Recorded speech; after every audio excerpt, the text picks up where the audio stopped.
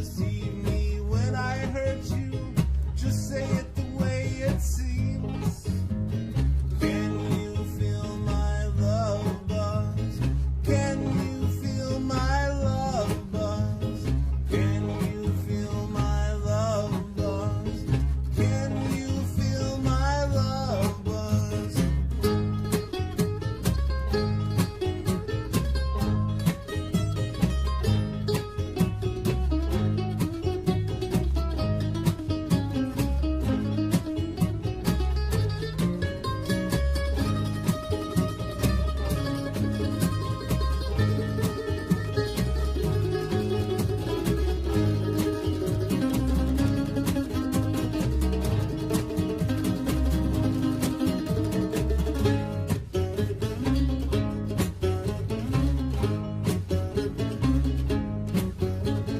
Would you believe me if I tell you you're the queen of my heart?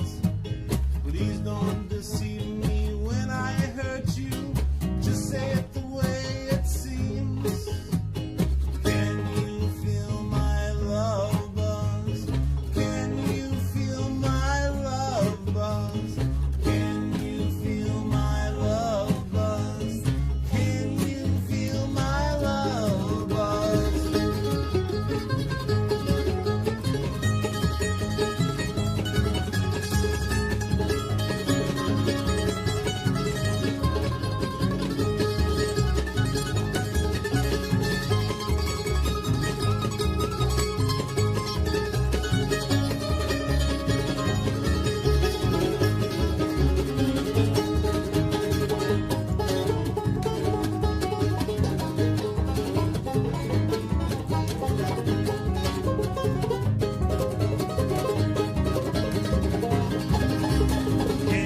love buzz? Can you feel my love buzz? Can you feel my love buzz? Can you feel my love buzz? Can you feel my love buzz? Can you feel my love buzz? Can you feel my love buzz? Can you feel my love buzz?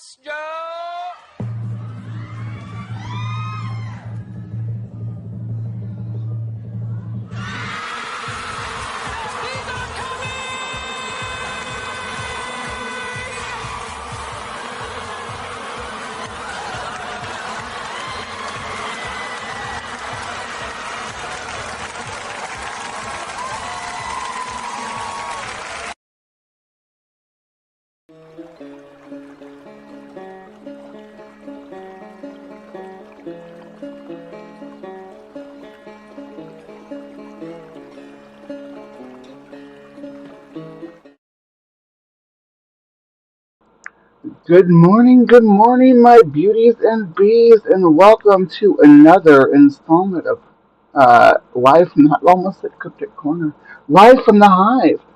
I am your host, the one and only White Queen Emma Frost, as portrayed by Bree McKeown. And good morning, and welcome to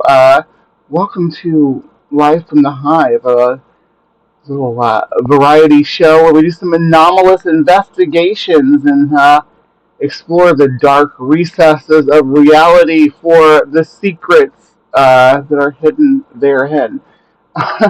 We start the show with a little segment we call Cryptic Corner, where we look at some cryptic creatures and explore their origins, and then we move on to it's kind of split from there. We have High Strangeness, which is what we're doing today. So I guess that's the one that matters. In High Strangeness, we explore the limits of scientific understanding.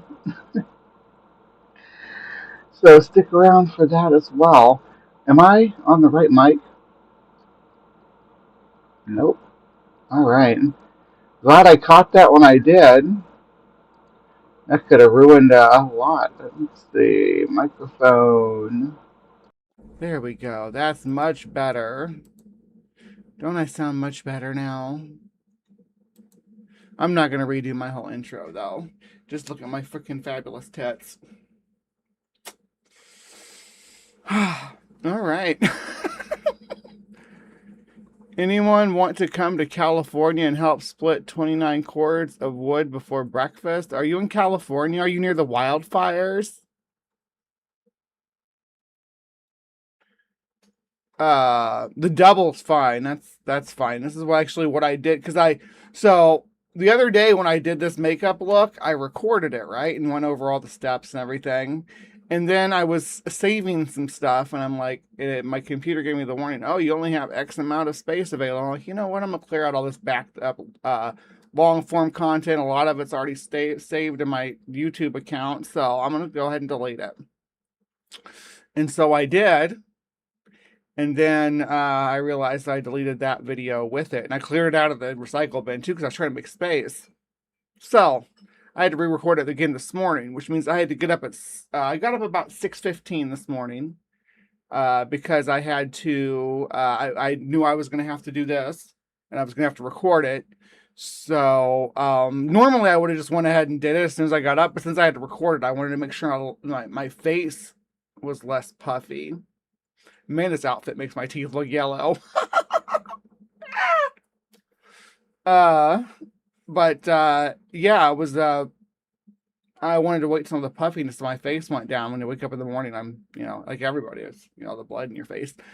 So the puffiness went down, and then, I did get it recorded this morning. I did save it. Have not edited it. I'm going to make like a shorts version that just like blah, blah, blah. And I'm going to make a longer version, but they're not going to go up on this channel. They're going to go up on Red Flag's channel, which is where I do all my performance art stuff. So my cosplay, my drag stuff, my music, everything that's like that is over there. Okay, so as not to overflood this channel with a lot of that kind of content, when our focus here is, again, anomalous investigation. So we're out here looking for Bigfoot and ghost hunting and aliens and time portals and all that kind of stuff. Now I fucking need to bleach my teeth so I can be the White Queen all the time. Anyway, today, First, before I do anything else, we gotta talk about something. And as I said, I was gonna start doing like a little bit of 14 news kind of stuff here at the top of the show instead of doing it as a separate segment. So let me see. We got a little bit of news right now because this came across my feed. It's like there's a cryptid. Here's a cryptid that's been sighted in the Seattle area of all places. But no, it's just a cursorial glance over the topic, and I'm like, okay, this is about a raccoon with something going on. This is Jimothy. You got to see this mutant raccoon named Jimothy. A mutant raccoon. Yeah, you got to see this. A mutant raccoon named Jimothy has captured the hearts of America. Look at this poor guy. He's got a congenital spine disorder. The raccoon has become a beloved local attraction where residents eagerly await sightings of good old Jimothy. Jimothy's not a squonk, though. Jimothy is adorable. Poor guy, though. I don't know how long he's going to make it with that foreshortening of his body. I'm all in on Jimothy, man. Look at this fucking thing. The picture in the above tweet aren't distorted either. They're real, or they're the real deal. There's a raccoon in Seattle. It actually looks like this. Wait until, what a unit. And if you're not sold on Jimothy after seeing a couple of still images, you have to watch how this little guy runs. Seattle has recently sighted a raccoon that okay, let's see.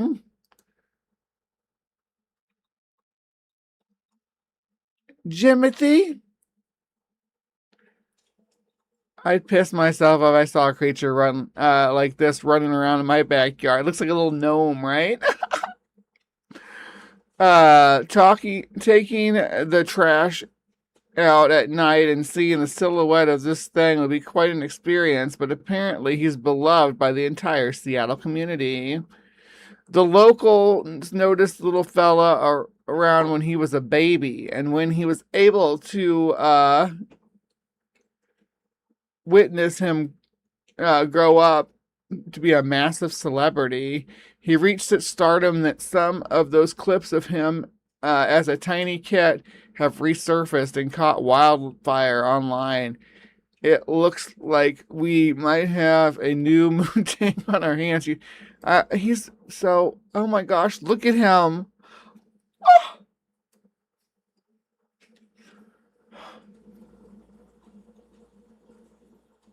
Oh my gosh. Shout out Jimothy for bringing awareness to short spine syndrome, and for just being the fucking man. I'm excited to see what's next for him out there in the Emerald City. I don't know. I'm kind of worried about him. I kind of feel like we need to protect him at all costs. He's like a national treasure at this point. I mean, I don't even think you can compare Moodang to Jimothy, really. That's not working. And by the way, I don't have a white choker. So this is a belt. So there's actually a belt running down the back of my neck.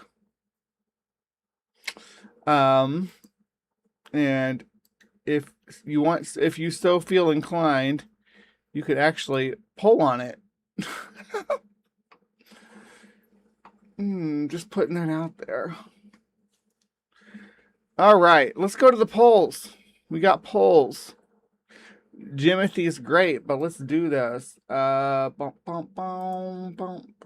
we go. All right, so for high strangeness, 7, 18, 26. Yeah, like and share instead. Don't fuse your vertebra. You don't need to be doing that. That sounds painful for everyone involved. Don't be fusing your vertebra. All right, so high strangeness, 718 we had on the polls. We had Montauk Mystery. So if you want to see that, you got to vote for that. What on a Montauk? This is what Stranger Things is based on. So keep that in mind when you're voting on these polls. Montauk Mystery is kind of Stranger Things. We got Crystal Skulls, which we've covered before on here, but like, there's a lot to cover when it comes to Crystal Skulls. And there's there's cause to revisit this, and if you missed it the first time, you get to watch it live. Then we had the new one on here is Planet X. Maybe it's Narubu. I don't know. We're gonna look up there and see, but you have to vote for that if you want that to happen. Today we voted for cursed songs. Billie Holiday's Gloomy Sunday was our poster child. But there's a lot more than that. And we're going to go through like 40 of them. I actually made a playlist. Check this out. This is a playlist of all the ones that had, so there's 31 on here. But you'll understand why when we get to the list, like what's not on here. But yeah, there's a lot of familiar stuff on here, maybe some stuff you haven't heard of, but we're going to go through it. Then we had the polls for Cryptic Corner, which is coming up right after this. So where do we go from here? We go to Cryptic Corner. That's where we go. So keep that in mind. All right. Cryptic Corner. Flatwood Monster got 0 votes. 14 people voted on this poll, and none of them voted for my girl. So I don't know what's going on there. I don't know what where the Flatwood Monster hate is coming from in my community, but we're gonna tackle that head on at some point. All right, then we have a tie for the silver medal. It's crazy that the bronze medal went to 0%, but we still have the Brazilian ape on here, 29%. And let me tell you about the Brazilian ape. It's been on this poll for a while now. He's starting to get a little cranky sitting down there on the list. So if you vote for him, you're going to find out about, the racist origins of this creeper. All right. Then we have the Ghost of Gettysburg. If you've been following my channel, you know I've been doing a lot more ghost content lately. It kind of just tickles my fancy right now. I just enjoy looking at ghost stuff at the moment. So this stole is so awkward to where I kind of wish I had like pins or something. I could pin it down here on my corset, because it's not like hers. It doesn't really hang all the way down to the floor. It's a lot shorter. If I was like 2'9", it would hang down to the floor, but I'm not. But Ghost of Gettysburg is kind of like the quintessential battlefield ghost, or what they call it, replay haunting, and we'll dive deeper into that when we get there. But our winner, and also the new kid on the block, was the Squonk. I predicted this. I told Samantha, I said, I am putting the Squonk on the poll, and I know almost 100% for sure that when I put the Squonk on the poll, the very first week, it's going to get voted, and it's going to get almost all the votes. And behold, 43%. That's a lot. That's a big percent. That's almost half. Almost half of the people who voted on this poll voted for Squonk. I mean, it's only 7 people, but still, food for thought, something to think about. Oh goodness! All right. By the way, fused vertebrae is the proposed cause for short spine syndrome. Thank you. LOL, Bree, I had my phone balanced, and your Jimothy squeak made my phone fall. I'm kind of squeaky. I'm a little squeaky. All right. So, let's, I guess we need to hop over to Cryptic Corner, huh? Does that seem like a thing we should do? Y'all ready to get this show on the road? All right, let's do it. But before we do, the musical stylings of Mr. Ben Shapiro. Whores in this house. There's some whores in this house. There's some whores in this house. There's some whores in this house. I said certified freak. 7 days a week. Wet ass P word. Make that pull-out game weak. Yeah, you effin' with some wet ass P word. Bring a bucket and a mop for this wet ass P word. Give me everything you've got for this wet ass P word. Beat it up, N word, catch a charge. Extra large and extra hard. Put this P word right in your face. Swipe your nose like a credit card. Hop on top, I wanna ride. I do a kegel while it's inside. Spit in my mouth, look in my eyes. This P word is wet, come take a dive. It continues along these lines. And it gets significantly more vulgar. Like, a lot more vulgar.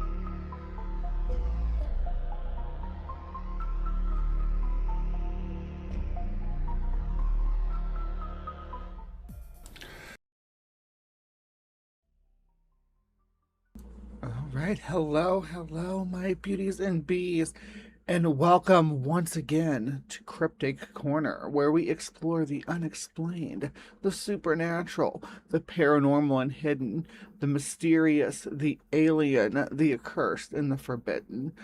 I'm your host, White Queen of the Hellfire Club, Bree McCune, and today we are exploring the world of a most beloved cryptid, kind of a recent phenomena, a breakout character, the Squonk. Now, the Squonk is oh shoot, I forgot to pull that up. Hold on. The Squonk is a creature from like lumberjack folklore. They're called fearsome critters. Here we go. That's what I'm looking for. All right, because before we get too far into anything, let's just go ahead and do that. All right, so we're going to learn quickly about the Squonk here. The Squonk, let's try this. Lacra maccorpus dissolvens is a folkloric creature and fearsome critter reputed to live in the hemlock forest of northern Pennsylvania. Legend of the Squonk, of the Squonks, is plural, so there's more than one. It's not just a single individual. Legend of the Squonks originated in the late 19th century at the height of Pennsylvania's importance in the timber and hunting industry. The earliest known written account of the Squonk comes from a book by William T. Cox called Fearsome Creatures of the Lumber Woods with a Few Desert and Mountain Beasts in 1910. The legend holds that the creature's skin is ill-fitting, covered with warts, and that because of the shame of its appearance, it hides from plain sight and spends most of its time weeping. Hunters who have tried catching the Squonks have found out that this creature is capable of dissolving completely into a pool of tears and bubbles when cornered. A man named J.P. Whitling is supposed to have coaxed the creature into a bag, which, when he carried it home, suddenly lightened. Upon further inspection, he found that what remained was a liquid remains of the sad animal. In 2015 version of Fearsome Creatures by Hal Johnson, the Squonk is physically and actually a pig.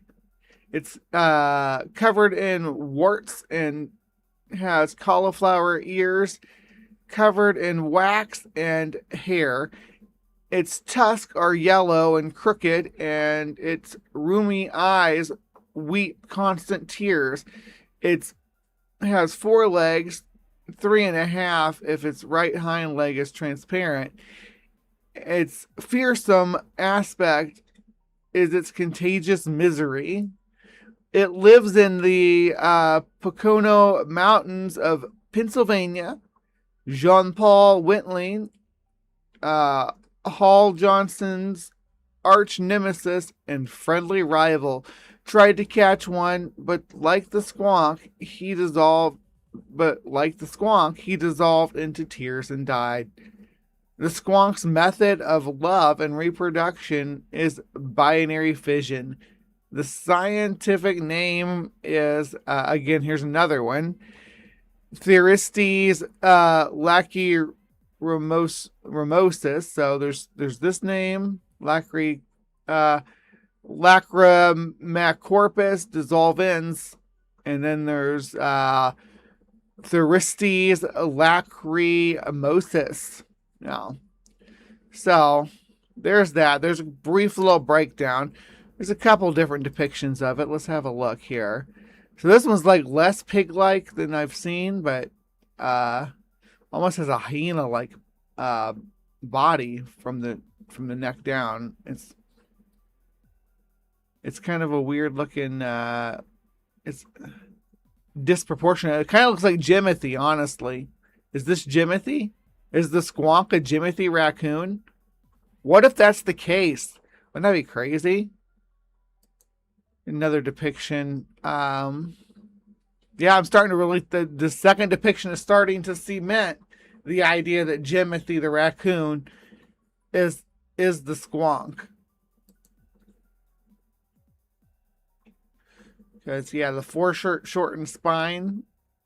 Look at the big doughy eyes. Now this one looks more like anthropomorphic, but I guess that makes sense. Anthropomorphic. Oh, there's a creepier version with big yellow eyes. This is the image I'm most familiar with, and somebody 3D printed a bunch of these and was selling them. They're so cute.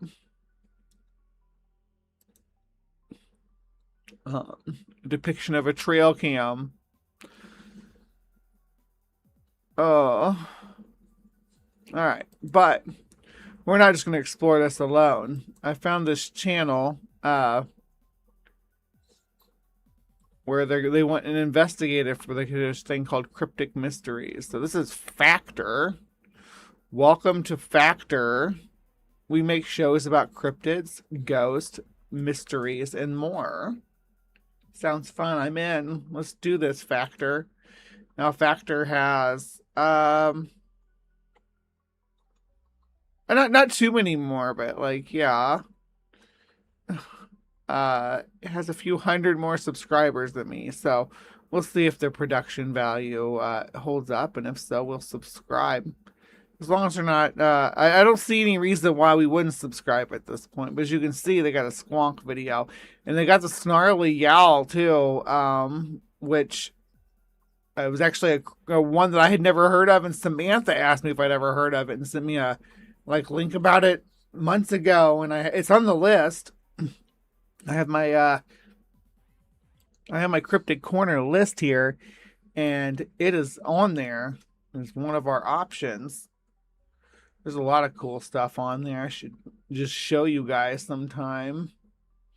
I'll delete stuff off there once it gets picked. But, yeah. And there's the Dover Demon. We haven't really gone too deep into that. The Snallygaster. That's another fearsome critter that we haven't really talked about. Flatwood Monster. There's our girl. That's our girl right there. And as you can see, it's kind of the same situation, right?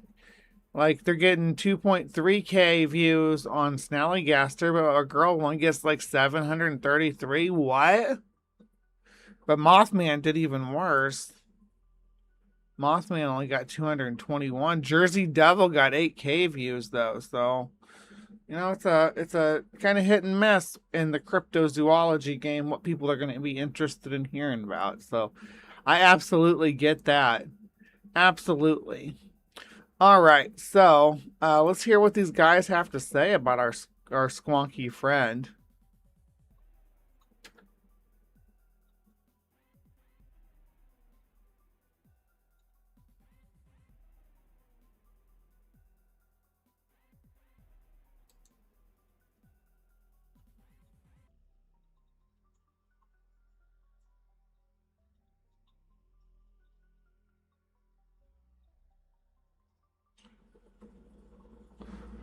I don't know what that was. Why does the host look so luxurious? Because I'm the White Queen of the Hellfire Club.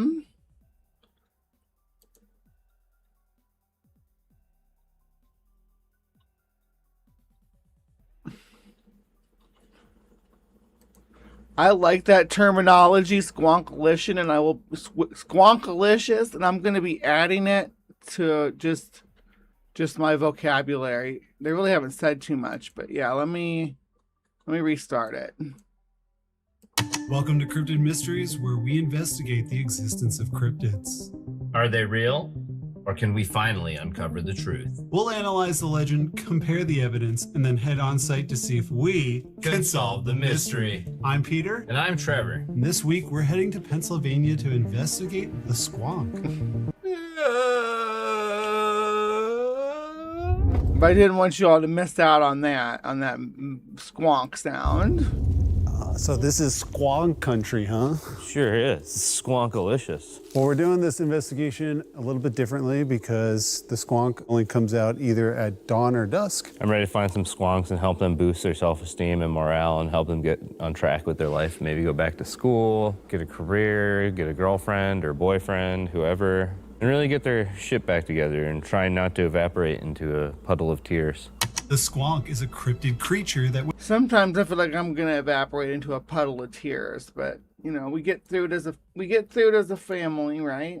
Get through it together. was first mentioned in the 1910 book by William T. Cox, Fearsome Creatures of the Lumberwood. Described as a pig-like figure, the squonk is believed to live deep within the hemlock forests of Pennsylvania. The squonk is typically seen around dusk or dawn, but can also be spotted on clear moonlit nights. All right, so it's time to go to the map. All right, so we're in prime squonk territory here, but this is the hemlock forest right here, the Tuscaloosa State Park. And we are in, I guess this would be called like South Central Pennsylvania. These green strips that run along here are the Northern Appalachian Mountains. They all have their own little specific names and stuff, but yeah. You got them running all the way up into here, but where we're interested in at this point is this area right here.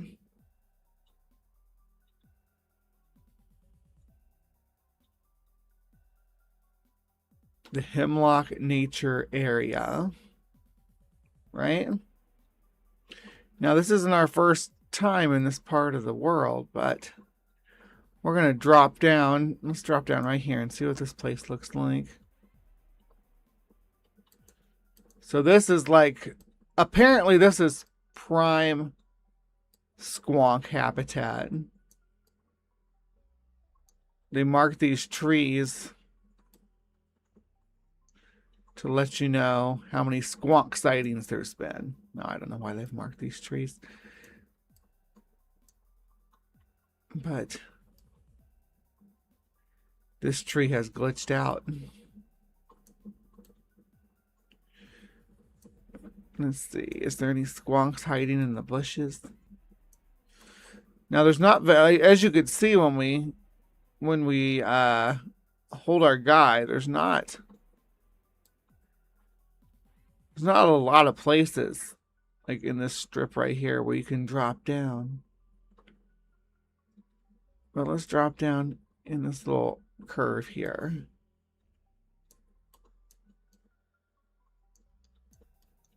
Cruising through the mountains. And then boom, a squonk runs out in front of you. What are you going to do? You could come around that bend. There could be a squonk right there.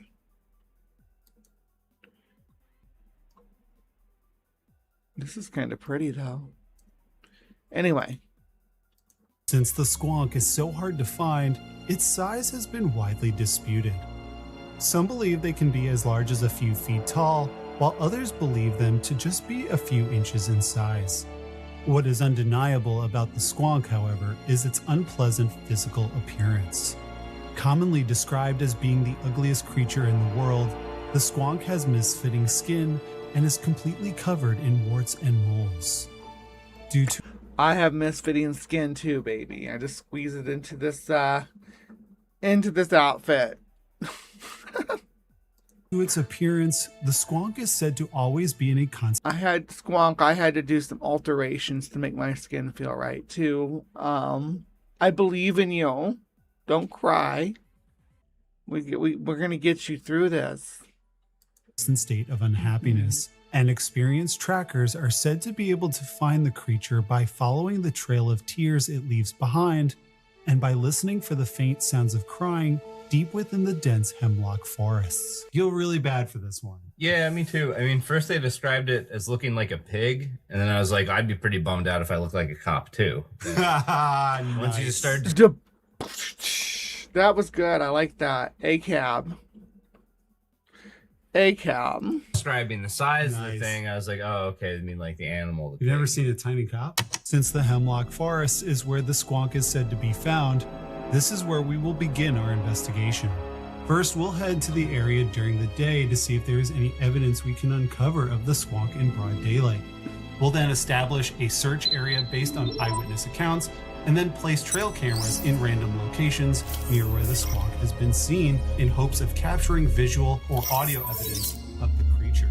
Finally, Trevor and I will head back, this time at night, to see if we can find evidence of the squonk lurking under the cover of darkness. All we have to do apparently is follow its tears. Yeah. Leaves a big trail of tears. I don't know how much liquid this thing's exuding.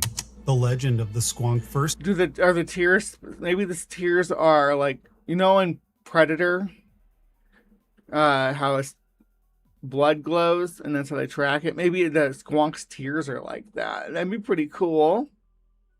Yeah, let's make that canon. emerged from the hemlock forests of Pennsylvania during the 19th century. Good morning, Brian Stevens. It was here that lumberjacks and loggers working deep within these woods began sharing tales of this peculiar creature. Like many woodland mysteries, the tale of the squonk emerged as people sought to explain the strange sounds and phenomena that echoed through these dense forests. And with an abundance of thick sheltering branches, the hemlocks create a natural sanctuary where countless small creatures can hide, and perhaps among them, the elusive squonk itself. While most legendary cryptid creatures are known for their imposing size or fearsome nature, squonks have never been considered dangerous or aggressive. Even I though want to pet squonk so bad now. I just need one. their population numbers remain a mystery, they're thought to exist as a species rather than as a single creature. Since squonks are believed to be extremely shy, they are considered to be one of the most elusive cryptids, preferring to live in the densest and most remote parts of the hemlock forests. I mean, at least you know the squonk is getting laid, so you can't be too sad about that. That's what I mean. It's like if it's multiple squonks and you all look the same, there's got to be then levels of like hotness I guess, yeah. within the ugliness. And that, Within the squonk, yeah, within the species itself, like, that's like, I don't know, every other species on Earth could find humans absolutely disgusting looking. Like, y'all are all ugly, right? Every species that could all agree on that, right? And say, oh, humans are so ugly and gross. But I would still not be sad about that, and I would still think that, like, people, like, are hot, right? Like, I'd still think that, like, specifically, the human female form, it's just, I would still think it was exquisite, even if every other animal on the planet, every other species was like gross. Even if we discovered other sentient species and they were like, yeah, all humans are the grossest species in the universe, I'd still be like, you know what? I like them. I mean, so maybe the squonk just needs to like reflect on like itself or themselves as a community. case, is it the uglier they are, the more attractive they are to other squonks, or is That it the could more be. attractive they are, they're more attractive? I to would other have to squonks? say that if I do gotta say, oh shit, I do. Well, he's got something cool behind him too. I gotta say hotness, I guess. that I like this pin board behind him. Yeah. within the ugliness. In that case, is it the uglier they are, the more attractive they are to other squonks, or is That it the could more be. attractive? And then I like the newspaper clippings behind him, but I don't know if this is a green screen behind him or not. I kind of don't think it is, but it might be. Attractive they are, they're more attractive. I would other have to squonks. say that if I were to believe this story, that it would be the uglier, the more they like Desirable. it. Yeah. Okay. the squonk only comes out at night, not because it's hiding from predators. Rather, this shy creature stays in the dark because they believe that they are too ugly to be seen. These gentle creatures are so unhappy with their own appearance. I got days like that too, honey. I get you. I get you.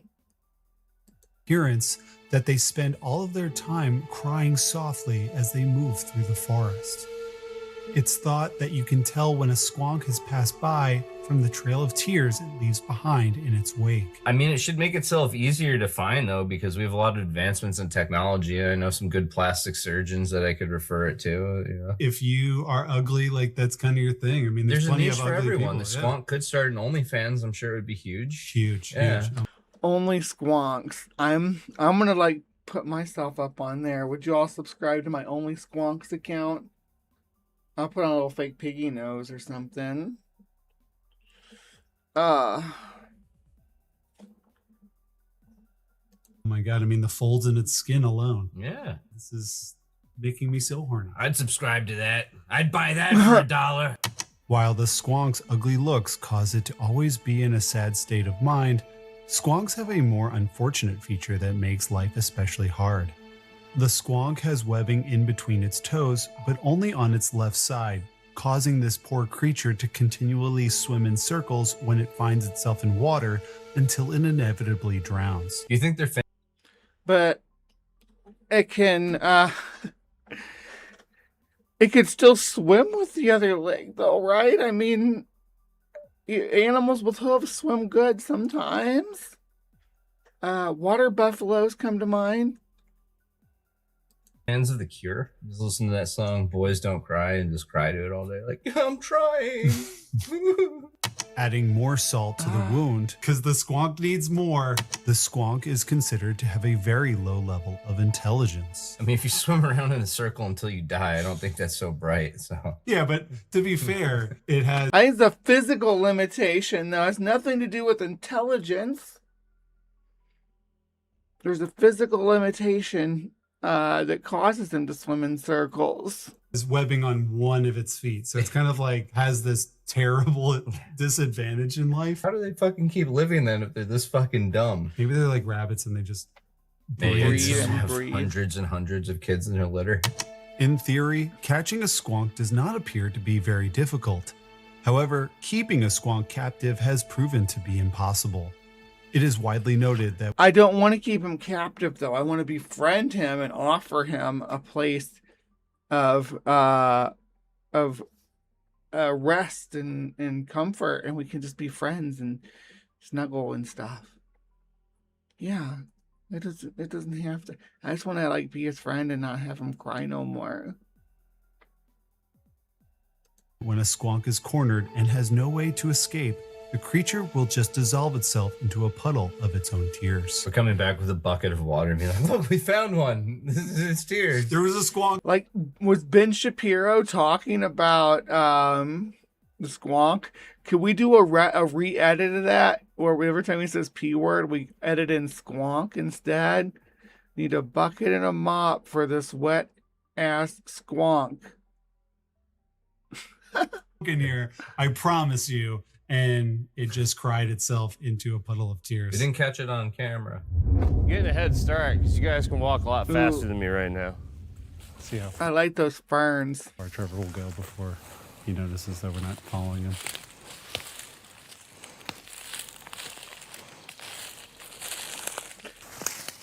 It's funny, Trevor just There's a third unidentified person in this video. There's a third team member that we don't get to see. There's a tumble right here. Just Oh. Squonk hunting. Why is my shit so Fucker dark? coming? Hold on. yeah, we're coming. Hey, if there's any creatures in here, this guy Trevor is our bait. Yeah. You may attack him now. Oh my God, please. Any crybaby cryptids around here? Anybody? There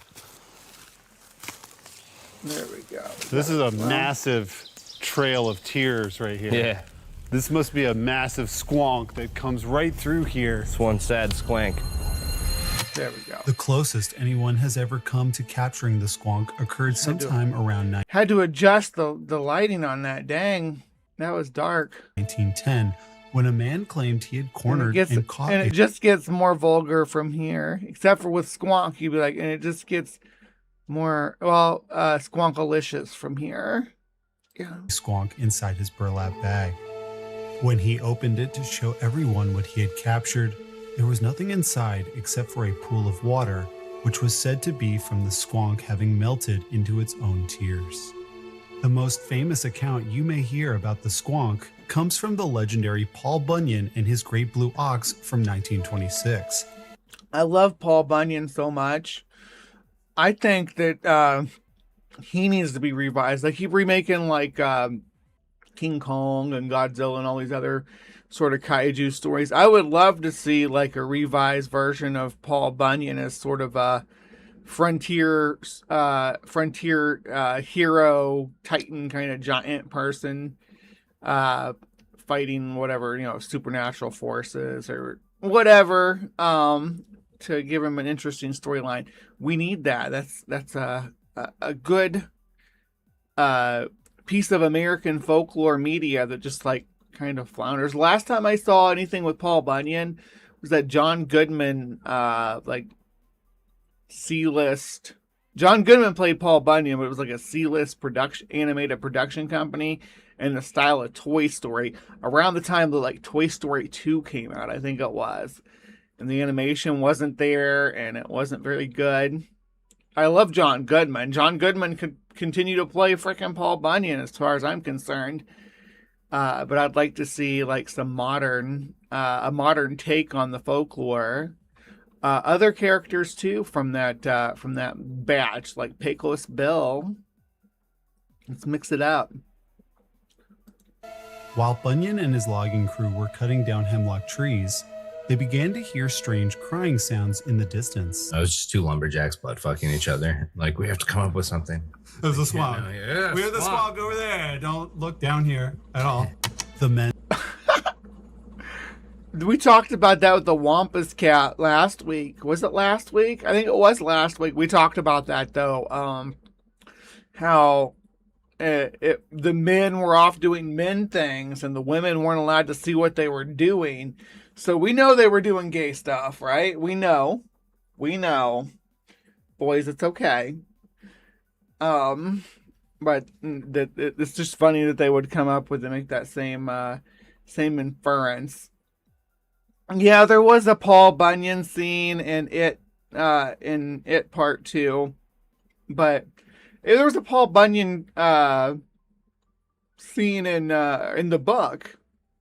A couple of them actually, because there was a statue in the park of Paul Bunyan, because it was supposed to be, I don't know, like Maine claims that Paul Bunyan was born there. A few states do, but I think he's most famous for like being up in like the big woods in the upper Midwest, like Wisconsin, Minnesota, areas like that, where it was heavily forested during the most of the 19th century. It was heavily deforested over the process of the 19th century by lumberjacks, which Paul Bunyan was like a sort of representation of. So all these in real life, there's a lot of little towns that have Paul Bunyan statues just like around, right? And does Pennsylvania claim Paul Bunyan too? I'm not sure, but I guess the central theme I'm talking about though is that the statues aren't necessarily, like the statue being present in the movie isn't necessarily a representation of Paul Bunyan though. I would like an actual story about Paul Bunyan, the character. And then began to mimic the squonk's cries, hoping it would get just close enough for them to capture the creature. When the squonk was only a few feet away, the men jumped out at the last second and caught the creature in a bag. However, when they gotta make him so goddamn cute. You keep talking about how ugly he is, and he's always the ugliest creature, and then you show us this adorable little pig thing, little bumpy guy. like a half pig, half toad sort of little critter. It's adorable. Inside, the squonk was nowhere to be found, and all that remained was just some salt water and a few bubbles. You think they tasted it to know it was salt water? Oh, absolutely. How would you know? These were the people that were eating mushrooms that they shouldn't be How did eating. we survive? I guess all the ones that took those chances of just tasting shit, they died. I'm gonna head down. I would not want to die from eating like toadstools or something. When Beauty was a baby, when she was a pup, she ate some toadstools. And she was horking them up for like, I don't know, I want to say like 6 hours. We were kind of worried about her. We called the vet and told them what happened. And they're like, told us some symptoms and stuff. But yeah, she mostly puked it all up though. It's toadstools. Yuck. When I was a kid, Paul Bunyan was featured in a cartoon done by Mutual of Omaha and Disney. They tasted the remains. Well, there's still got to be some protein in there. That way. Okay. Hold it down. I will do just that. I know you will. Marching through the forns. What has upset the squonk so much that it is constantly depressed? Beside, oh yeah, it ugly. That's another freaking callback because I just like was watching. He's wearing the Evil Dead shirt. Look. What has upset the squonk so much that it is constantly depressed? His shirt has Sheila on it. When we were the Robert the Doll episode from last night's Cryptic Corner. If you missed it, go back and watch it because there's important lore here. But the Sheila impression I did. We're gonna get you. We're gonna get you. Time to go to sleep. Not another peep. Yeah, that. I can't ever do a little bit of it without doing the whole damn thing. Beside, oh yeah, it ugly. What kind of ugly person was the first one to upset the squonk in such a manner that it has been crying for hundreds of years? I'm crying. I'm a squonk. It doesn't seem like the right time of day to do the squonk. It's neither dusk nor dawn. But I kind of agree that fake crying might be the best way to go. To attract it. Oh, he's gonna snort like a pig. Oh. I could be your therapist, Squonk. Just tell me what's wrong. Oh, God. We brought SSRIs. You don't know what that is, but it's drugs. While many believe in the squonk's existence, others have tried to give other explanations of what the squonk may be. Some believe that the squonk is a fearsome critter, which is a term that is used for completely made-up creatures and spread by lumberjacks. It's and crazy loggers that as they go travel from that between camps. clip of them being total doofuses, not taking this seriously, then go back to their documentary style voices, and they're like so serious about what could it possibly be? What could it be?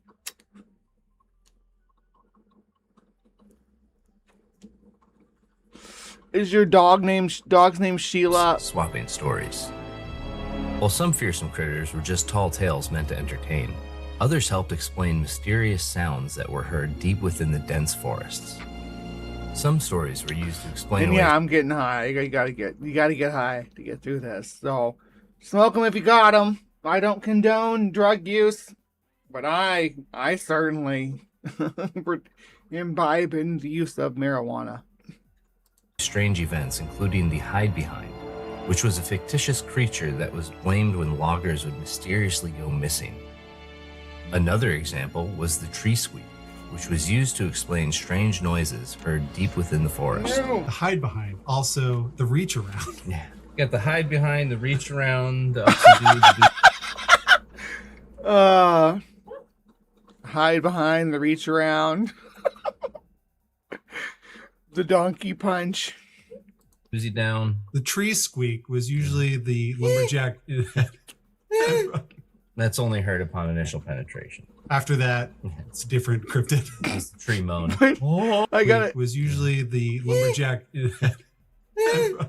That's only heard upon initial penetration. After that, it's different cryptid. That's the tree moan. The legend of the Jesus Squonk, with its Christ, these guys.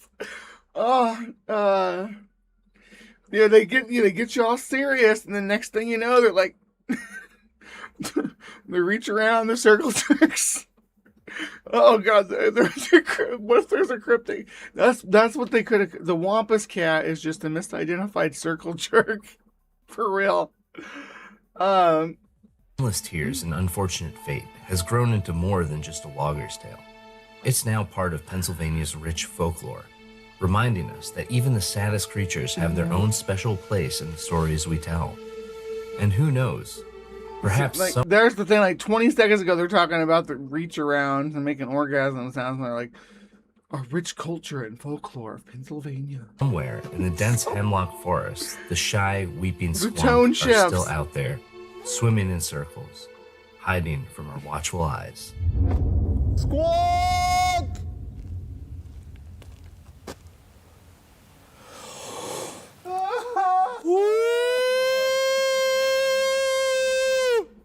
Jesus.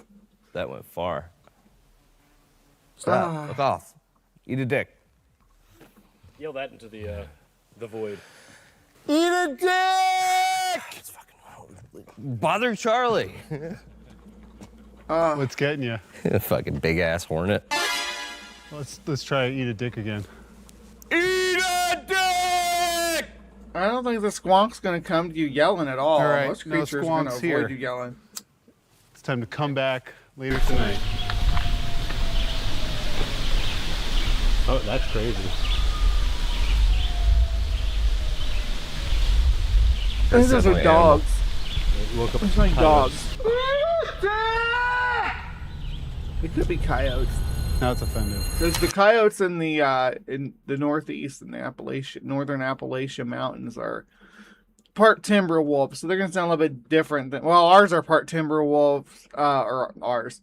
The ones back where I come from, the upper Midwest, are part timber wolves too, but the ones down here in the Southwest are pure coyote, and they don't sound like that. They sound closer to hyenas than wolves. So now it's time to move into the night investigation. Here's how our night investigation will work. First, we'll set up a wide circular perimeter in a remote section of the Hemlock Forest region. We'll then place our infrared trail cameras around our perimeter in hopes of catching photo or video evidence of the Squonk moving under the cover of darkness. Finally, Trevor and I will head into the search area with our mix of tools in an attempt to gather any physical evidence we can find of the Squonk lurking or crying in the shadows. A mix of tools. Now you're fucking squonking. Wish we could get that plane to tell us if we're going the right way for a Squonk. Think it's a squonk plane? Squonk plane. 7 Squonky 7. There's gotta be Scanning Squonk for around there, Squonks. though. Got It something. doesn't seem very dark yet. Is it small and pig-like? It's kind of small. Using a thermal camera gives us the ability to observe See, like the tone shift. Holy shit! It just boom, boom, boom. They're like taking it super serious. I'm like, oh, this is what we're using. These are our freaking cool tools and thermal cameras. And then they're like, also, here's how my orgasms sound. both hot and cold temperature variations in our surroundings that can't be seen with the naked eye alone. Seeing hot spots on our camera can potentially help us to reveal the location of an elusive cryptozoological creature that typically evades other conventional detection methods. Something wrong. Only the warm-blooded ones. When you're gonna catch Lizard Man or the Loveland Frog Man with that. Right there. Should I go try and chase it? Go for Chase it. it.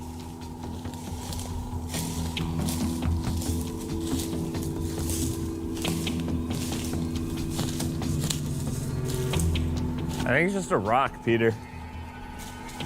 It's just a rock? Yeah. Well then. Are you sure? It's a magic rock. Are you sure it's just a rock? Yeah. There's nothing else over here. Squonk. Oh, okay. It's a squonk pretending to be a rock. That's like weird. It like appeared and then as you got closer it disappeared. Oh. Oh. That's the fairies. You gotta watch out for the fairies when you're running around the woods. Okay. Well, it's a good thing I came prepared because this is definitely some bear mace territory. Yeah. Bad bear. Now, Pennsylvania has the biggest black bears or American black bears in the world, right? Pennsylvania is famous for their giant black bears because, again, this is East Coast mountains. Grizzly bears don't exist on this side of the Great Plains, right? They haven't for like thousands of years. Like black bears have dominated the eastern United States and eastern Canada. And the black bears of Pennsylvania, because they're in that special niche spot where they're at the peak of Bergman's rule, right? They get freaking huge. You're talking hundreds of pounds of bear. So if you go in this area, if you go squonk hunting, bring bear mace, bring GPS, protect yourself. Take the extra steps.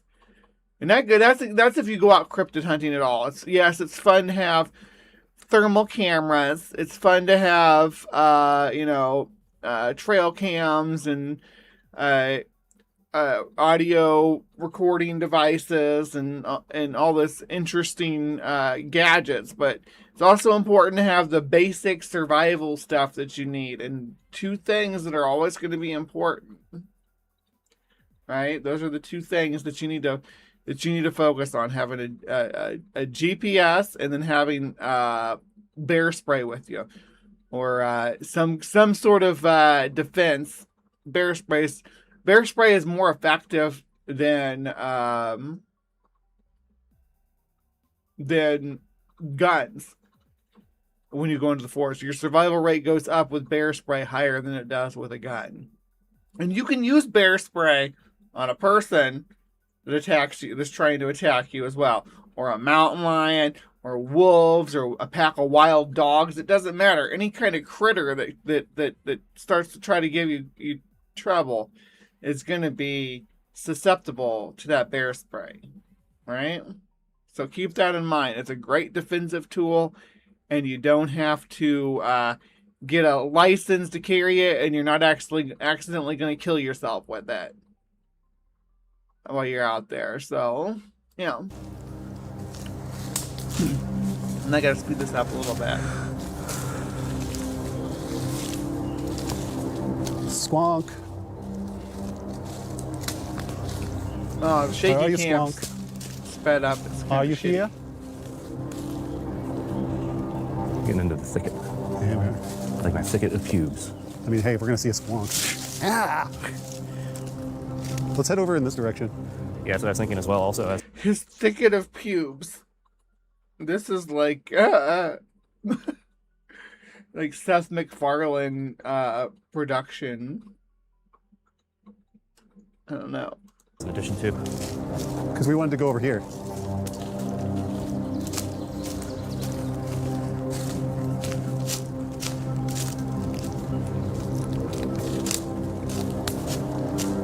Squonk.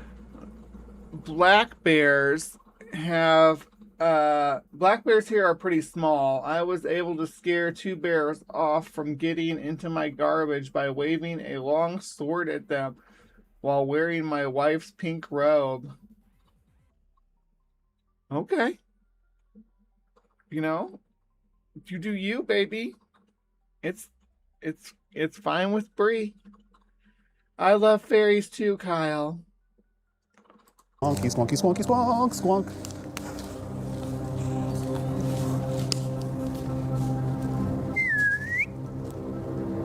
It's so much easier to do a night investigation when there's light out, Right?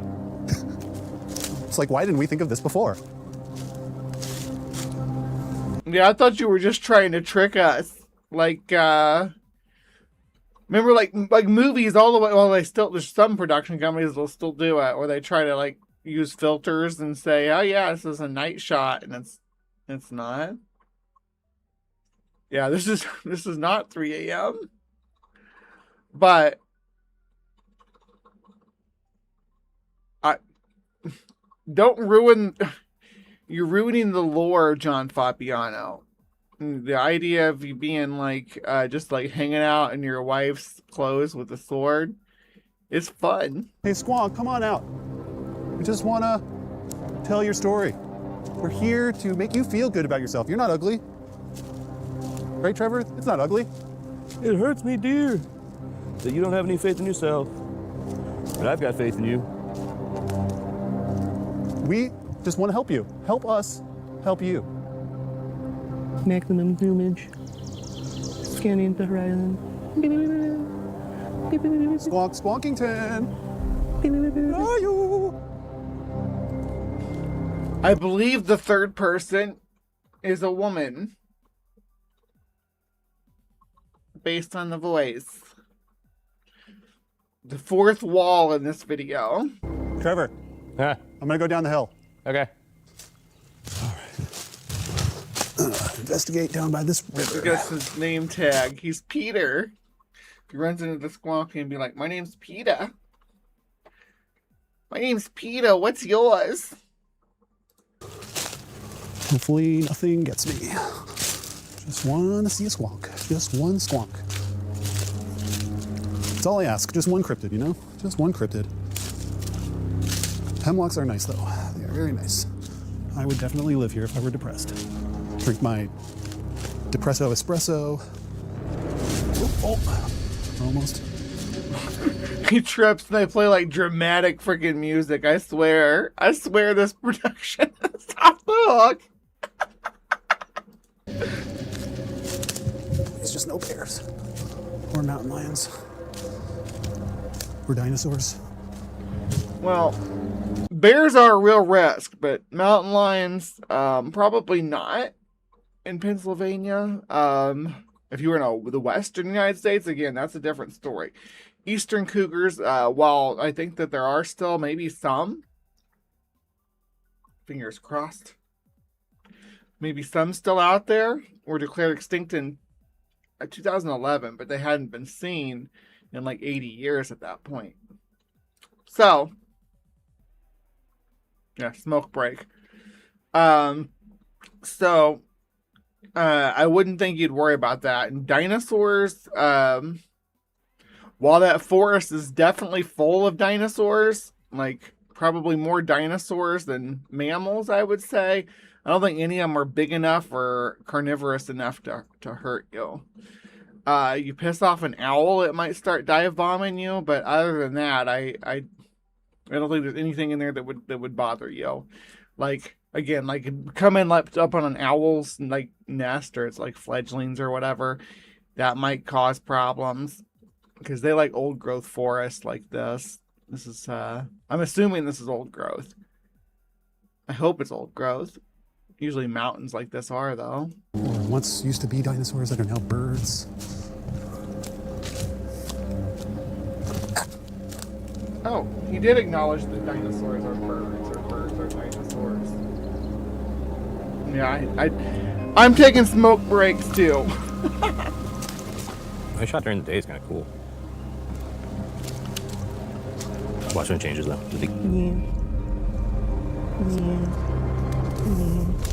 Time to get out of here. A wild Peter approaches. Sneaking stealth. Wild Peter approaches. They're self-aware though. At least that's a plus. Like saying, you know, and that's where I do try to balance this show too, at a level of comedy and a little education. Not to alert any squonks in the area.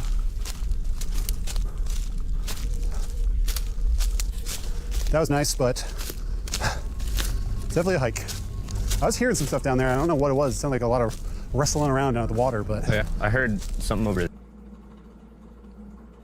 I don't think hemlocks grow big around. I think this is about as big around as a hemlock gets. No, the other trees in the area might be bigger, but like, and I don't want to speculate that this is all primeval forest. It's definitely been burned out at least at some point. You can kind of get that impression down here, but I don't know. I don't know how big hemlocks get when they're full grown, but this one out over here is pretty big. There, that was like Over that way? yeah. Glad I could cultivate some conversation though. That was going. No, it's like one. Just a bird burping. Sound like, yeah, it could be like a turkey or something. I did hear stuff over here too, but it was just In here? yeah, rustling. I'm gonna take a little break. Yeah. Bet you never thought you'd see the White Queen on your TV screens making toad noises, did ya? I've been hanging out with Toad in the Brotherhood. Yeah. Damn, this fit is really serving though. Like, look at that. I need to just start wearing like a fur with me all the time, so I could always feel fabulous.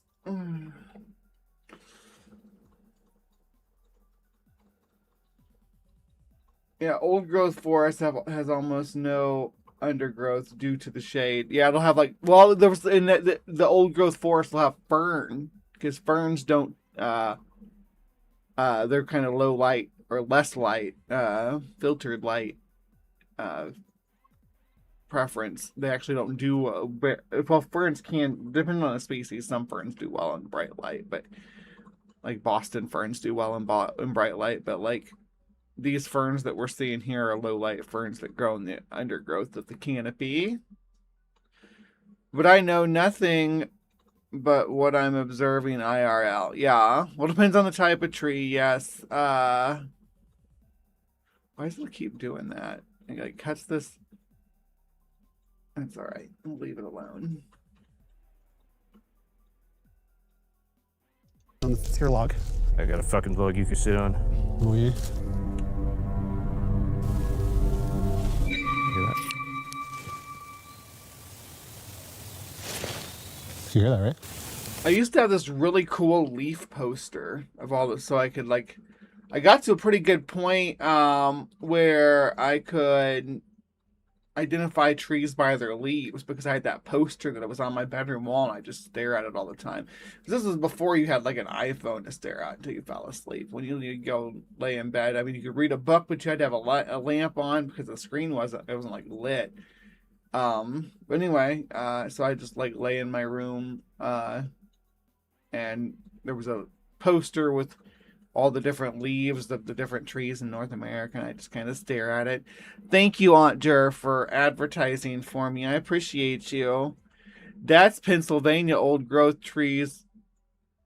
Would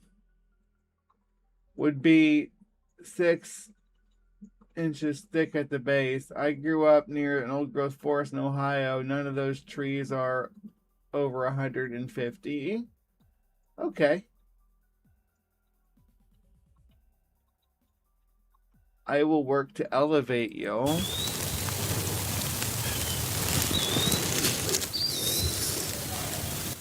Oh, you're singing some Tool. There's a shadow just behind me, guarding every step I take, pointing every finger at me. Or no, it's waiting like a starving butler, who upon the finger rest. Murdered now the past we must meet, just because the sun has come. What the fuck was that? It was just two Amish people having sex. Yeah. Sober. I was trying to remember the name of the song. Sober. Thank you. Had to sing a bit of it. Why can't we not be so? Just It's getting closer. want to start this thing.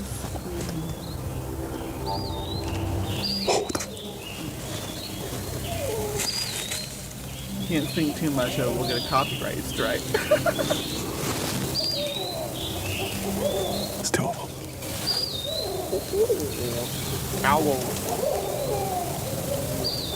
That's Owl. What the fuck is that? Owls. It's like right on the other side of the hill. Owls.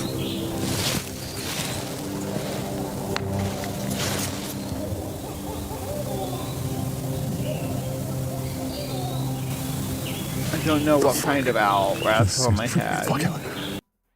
I don't know what type of owl, but it sounds like an owl to me. Really? Yeah, I don't know what the fuck that is. Probably coyotes. Oh, fuck off. Better not be fucking coyotes. That's not coyotes.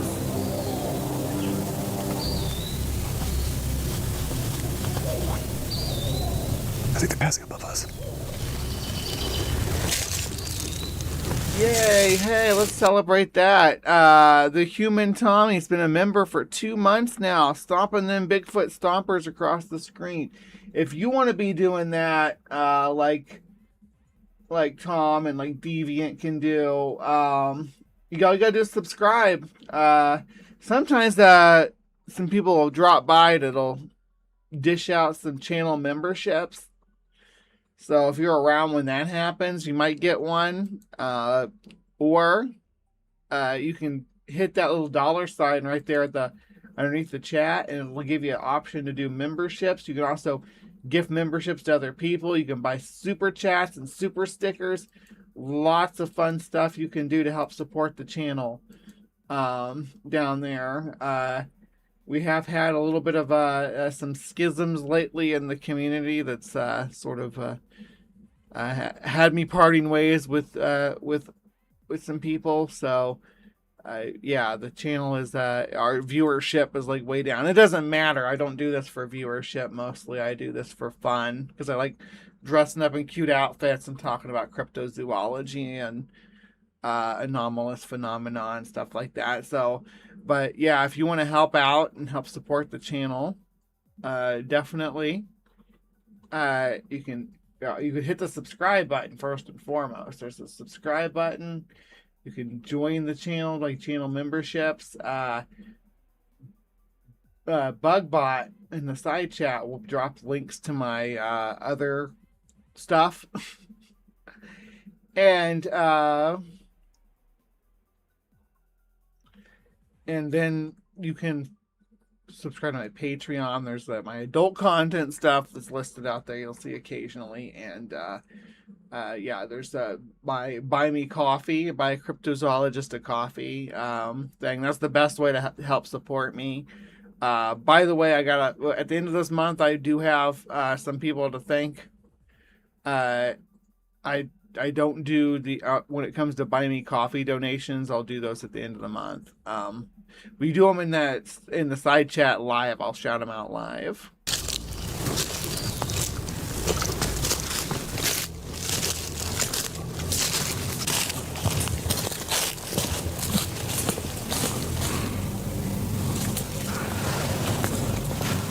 I think there might be a Squonk around back in here. Is it actually dark now? No, not really. It's starting to get dark, though. Oh, look at that. Deviant Outcast. Don't cry alone like a squonk. Join the Hive. Yes, join my Hive. Or to be in character today, join my Hellfire Club. She's also the leader of X Factor, though. And White Queen is also in X-Men 97 Season 2. Finally, Emma is making her self known. I don't think she's been on there since the Phoenix Saga. Okay, I'm seeing much larger trees now, LOL. I'm paying closer attention. I know that's it's not a kind of it's not the kind of forest that I'm used to. I'm again from Missouri, so I'm used to like a mixed deciduous, lots of maple, elm, oak, thorn, things like that. What's the one I'm thinking of? Give me a minute, now it'll come to me. but this type of forest is not is not the one I'm familiar with. So I'm going to go with what Brian Stevens is saying about this type of forest that's fairly young. They are deep in a national park, so I don't know if maybe they're getting deeper into it now.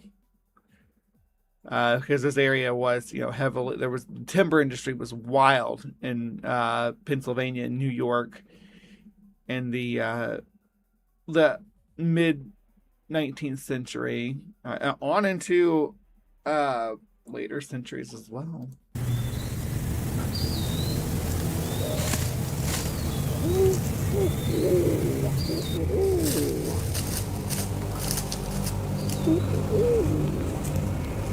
That's me, not something in the background. But I spend a lot of time in the woods imitating creatures to try to get them to call back to me. So if I hear that was an owl. There used to be one I lived in when I lived outside of way out in the country in northeast Missouri. I'm not going to bother telling you a town because the closest towns there's like 5 of them and they're all equally far away, somewhere between 15 and 20 miles. We was way out in the sticks. And we had a big oak tree that was next to our house. Like, so old that this house was like an old farmhouse built in maybe the late 1800s, early 1900s. Or not, yeah. And then it was an old oak tree, and there was an owl that would roost up in there because of the fields down below. But anyway, given way too much detail, I would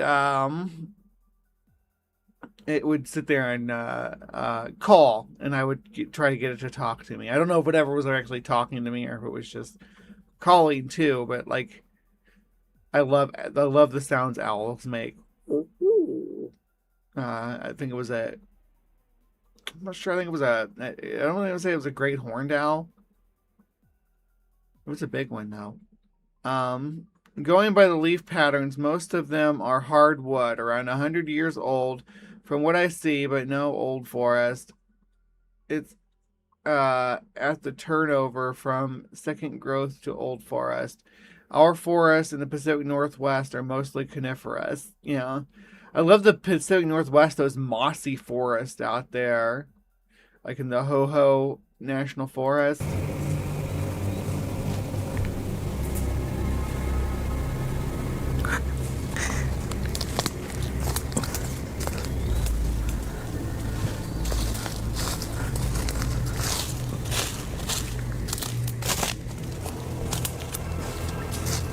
I bet there's people that can tell an owl male from female, but I cannot.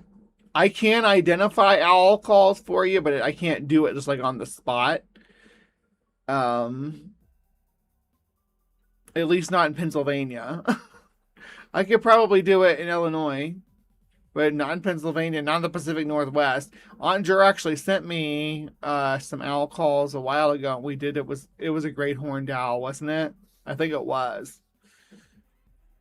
And the owl that I was talking to was a barred owl. It would just take me a minute to remember what the name of it was, but that's the one I was talking to. Fuck.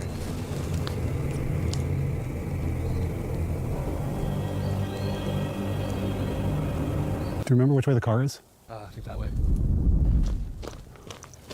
All right, Trevor, why don't you hang out here and start doing your sexy mating calls? Oh, hold on. Have a mating pair of great horned owls across from my house. I'm going to build a box for them, and hopefully they will relocate to my property. No, remember you gotta eat a dick. No. No, you gotta scream eat a dick. That's what got everything. Eat a dick! Eat a dick! Eat a dick! Eat a dick! Eat a dick! I'm gonna walk down the trail a little bit to see what happens. I'm gonna do a little solo investigation. Walk down this trail alone. Now, for one of my anniversaries, I don't remember which one it was, but we went to Gatlinburg, Tennessee, and we actually had like our back porch overlooking the downside of it, like down the mountain into the forest, kind of like what they were just shining their flashlight into. And we did sit out there all night shining our flashlights around, but we saw raccoons and deer. We saw a bear. Saw tons of possums. The possums were actually the possums and the raccoons were so accustomed to people because the grill was out there and there was a picnic table and stuff. We're so used to the people that would stay there having food that if they saw that they came towards us when they saw our flashlights and stuff. We also were shooting slingshots because we've got slingshots. That's what we got for our anniversary. We went out and got slingshots. We were shooting them off into the forest. Hopefully there's no bears. It's okay. I've got my mace. It's okay. I've got my mace. Calm down, Peter. It's okay. Don't be scared of the squonk. Nothing is here to hurt me. Maybe he's more afraid of bears. If It's you're a cryptid, reasonable you to be have come afraid out of bears, by right? law. That's the rules. I wasn't looking at cryptid porn. That's them rules. I wasn't reading cryptic erotica. What the fuck was that? Close encounters with the Yeti kind. Stuff's just falling from the trees. Definitely not really hot and really erotic. There's one where the Squonk makes an appearance too, and Bigfoot and Squonk just have at it. See, I think so. What I'm understanding is he's there with somebody else, and the other guy wandered off alone. But looking at the sky, it doesn't really it still doesn't seem like it's quite dark.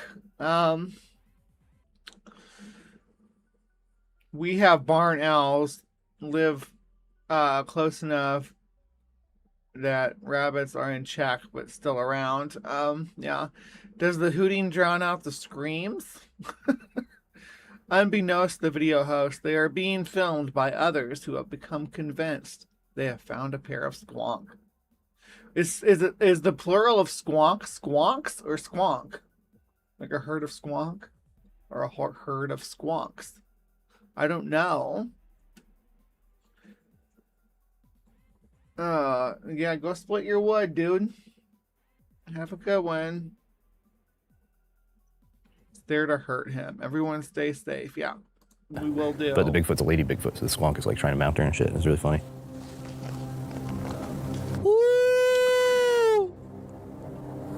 He is preoccupied with cryptid sex. Reminds me of Brody from Mallrats, except for instead of superheroes, it's cryptids. Nothing out tonight. Peter, come back. Trevor's starting to get hungry. Is that a car? Ready to do some outro? Are you ready to do some outro? Yeah. All right, Trevor, we've come to the end of the night. We sure have. No crying, which I guess is good. But I think it's time to get out of here and move on. What do you say? Sounds good to me. I think you were pretty close to crying there, Peter. We didn't see a Squonk, but No. heard some cool stuff. Doesn't mean it's not out here. It's just Cryptid Daddies didn't hear it tonight. No. Well, can't stay here forever, even though the Hemlocks are a great place. So let's see if we get out of here. Let's do it. Let's go. Wonder what Squonks like to eat. Their own tears. Yeah. Saltwater, saline solution. Goodbye, Squonk. We love you. Yeah, how do you bait a squonk? Because if you knew what it ate, you could bait it out to coming out. Know that. It's a We love you, camera Squonk. trap. Lots of people love you. The legend of the Squonk speaks of a shy, gentle creature said to continually weep over their own ugliness. While some may dismiss the Squonk as just an old logger's legend, maybe the Squonk's story is less about being a real creature and more about something that is found deep inside all of us. Maybe that's why the Squonk's tale still echoes through the Hemlocks after all of these years, to remind us that no matter how different we are, that we can all have our own special place in this world. So the question remains, did we solve the mystery? Or is the Squonk still out there, wandering like a weeping wuss, just waiting to be found? Only you can decide. Cryptid Mysteries. But they've since changed the name of their channel, so they're no longer Cryptid Mysteries, they're just Factor. But I assume that's the same reason why I'm not CrypticCorner, I'm CrypticCorner, because I don't just cover cryptids, I cover ghost and alien stuff too. But it appears that their channel used to be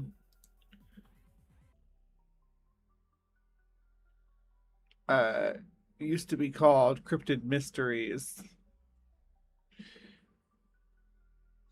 And they were doing pretty good about a year ago, and they've kind of petered out on making stuff, it looks like. They made the Mothman video.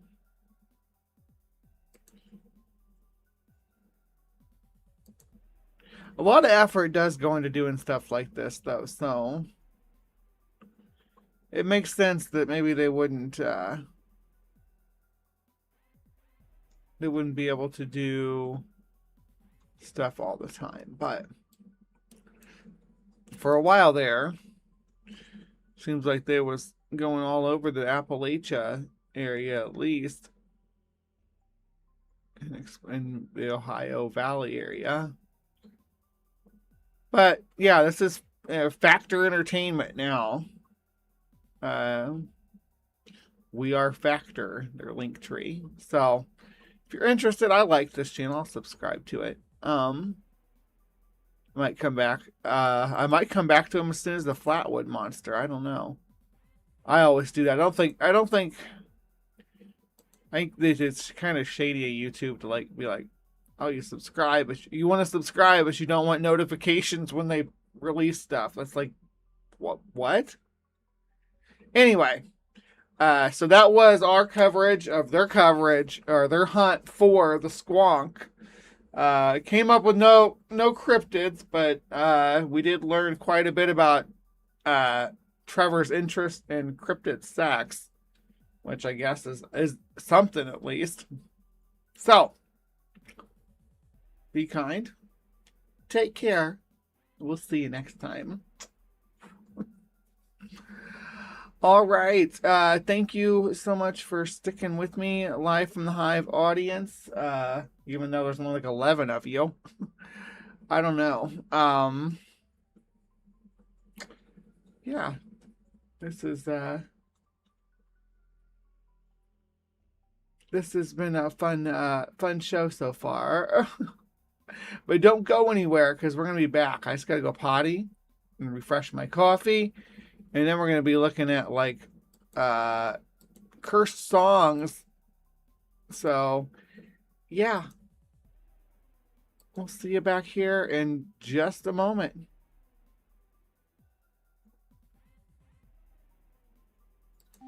Did the evolutionists just kill a pterodactyl? Or did they finally catch up to the creationists? Obviously, there's not going to be a ton of talk about these things. And the thing is, I do believe there was talk about these things. I believe if we study history, the Confederates were able to shoot pterodactyls, back in the Civil War. And they spread these things out. Anybody can look it up online. They spread these things out. And this is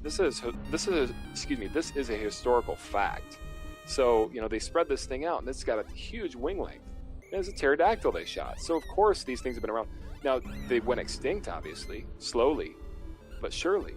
And so, I don't believe that just because, at some point in time, coming from your perspective, that, just because they stopped talking about it means that they never saw it, when we have all this evidence that they've seen it. Hello, my name is John Pendleton, and I'm speaking to you from Zacatecas, Mexico, center of Mexico. And today I'm going to tell you of my project to attract and capture a real living pterodactyl dinosaur. But to the Christian, it makes common sense. Of course, there could be a few still alive. That's the first sighting I've heard of in Fort Worth, Texas. I've heard of them in Arizona. A friend of mine knows where some of them live, and he's going to go catch them and put them in a dinosaur adventure land he's going to build. And I can't reveal the details yet. They're a form of what people call pterodactyl, but if you consider them descended from some type of ramphorhynch or pterosaur.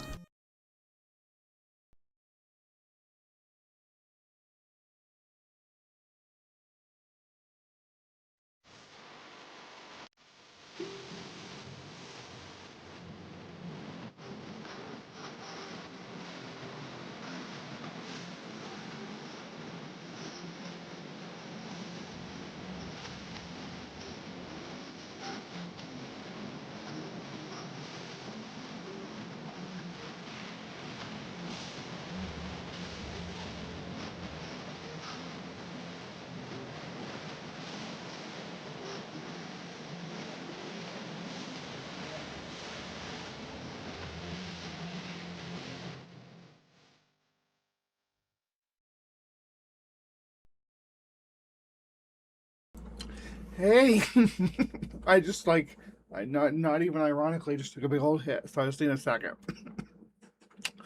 Welcome to High Strangeness. Where I mean basically just what it says. I get high and look at strangeness. I am Bree McCune. I am an anomalous investigator, namely a cryptozoologist in cosplay. Emma Frost, White Queen of the Hellfire Club. Yeah. So, anyway, here we are. Looking at anomalous phenomenon. Now, in the past, we've done lots of cursed stuff. We've looked at cursed masks. That was one of my favorites. Cursed swords. Cursed treasures. Cursed ships. Cursed cars. But today, looking at something more abstract, I guess. Cursed songs. So, what is that? How does a song get cursed?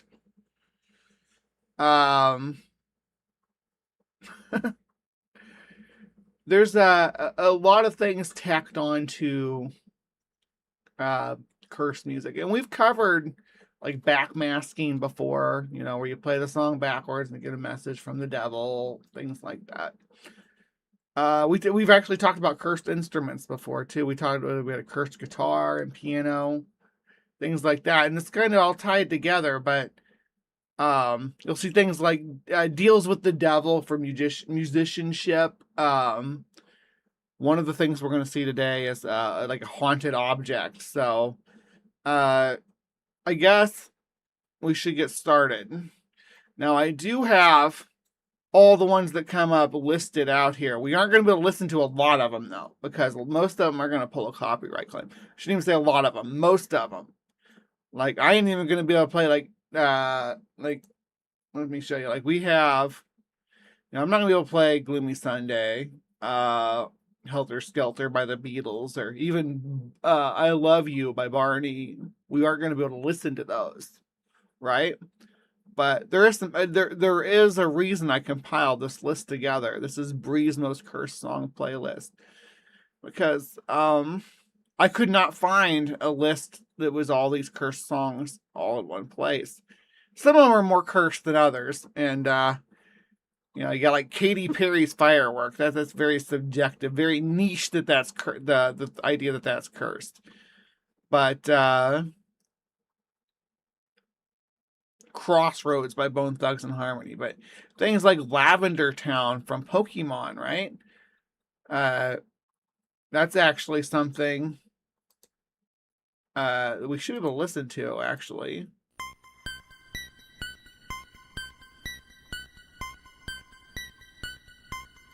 And then kind of get the idea why it's considered cursed. But I found this playlist, Most Amazing Elite Cursed Songs That You Should Never Listen To. And it's actually a compilation of 4 different top 10 lists, right? So you got, and that's the reason why there's only 31 on here, because some of these are little overlaps, and some of them don't really fit into the category correctly for my taste. So, let's go. Listen to Frank Sinatra's My Way when you're in the Philippines. Don't do it because you literally might die. Written by Paul Anka for Frank Sinatra, My Way, sung at karaoke, is thought to be cursed in the Philippines. Now it is so cursed that it even has... See, and yeah, some of this stuff's regional too. Well, thank you, Ryan. I'm sure you were looking amazing this morning as well.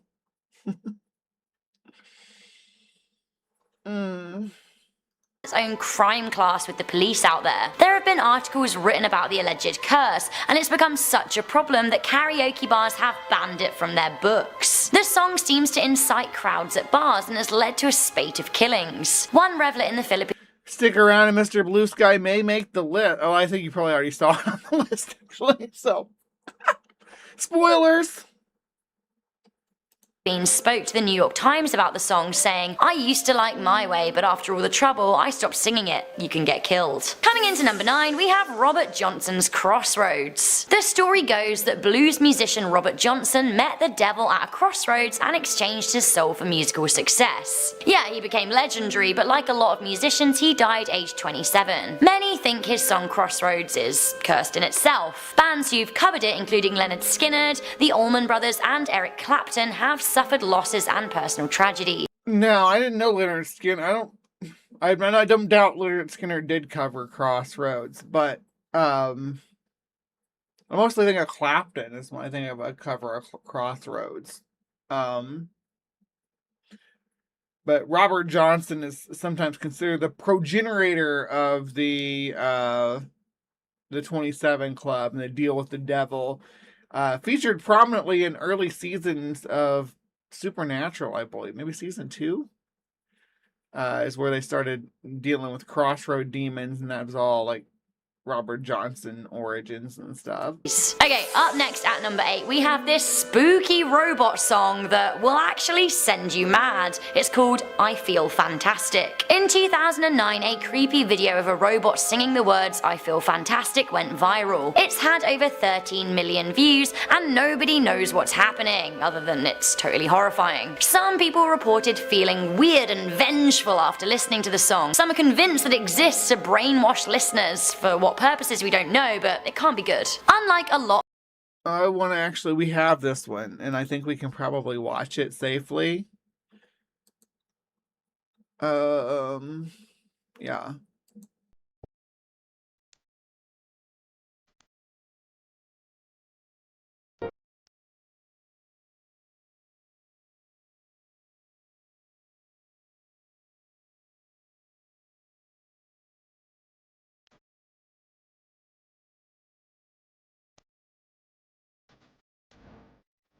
Get it, girl. Give it your all.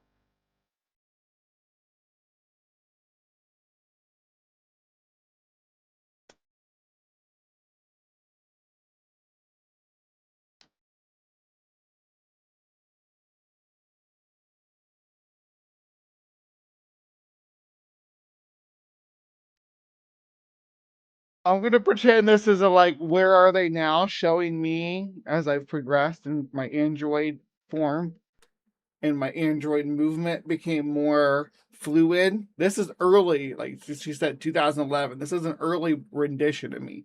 I've kind of like you know how Ultron in the Marvel movies, he rebuilt himself over and over again until he was near perfect version. Yeah, that's what I've done here. So I start off this way, what you're seeing over here, and this is where I am so far. What do you think? I feel fantastic today.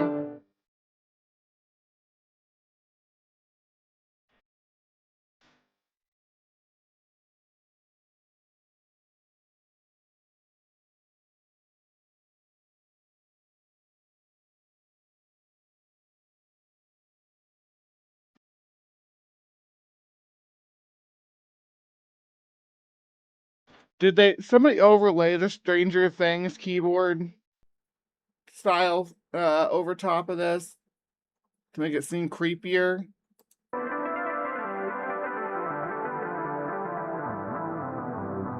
Thank you. Nigh human.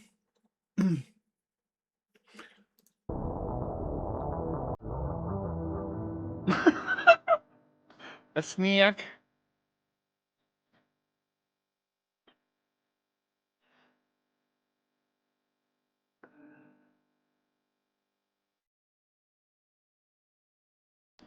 I don't think the original had the weird keyboard over it. I don't remember when I saw this when it came out a decade ago. I don't remember the little keyboard part about overlaid on it. It was just her singing. Maybe I'm wrong though. But it seems like they added the ominous music to make it seem creepier than it was. Let's see what they say. A lot of songs on this list. Personally, I don't think that this song is cursed, but it certainly was a driving force behind one of America's most notorious murderers. This makes some people pretty suspicious of it. Up next, we have the Beatles' Helter Skelter. Criminally insane killer Charles Manson was convinced that the Beatles' song Helter Skelter was a prophecy of an apocalyptic race war. You should look up Bleach Blonde Baby by Poppy. Is that one cursed? Love it that she's creepy. I'm creepy. I'm just as creepy as her.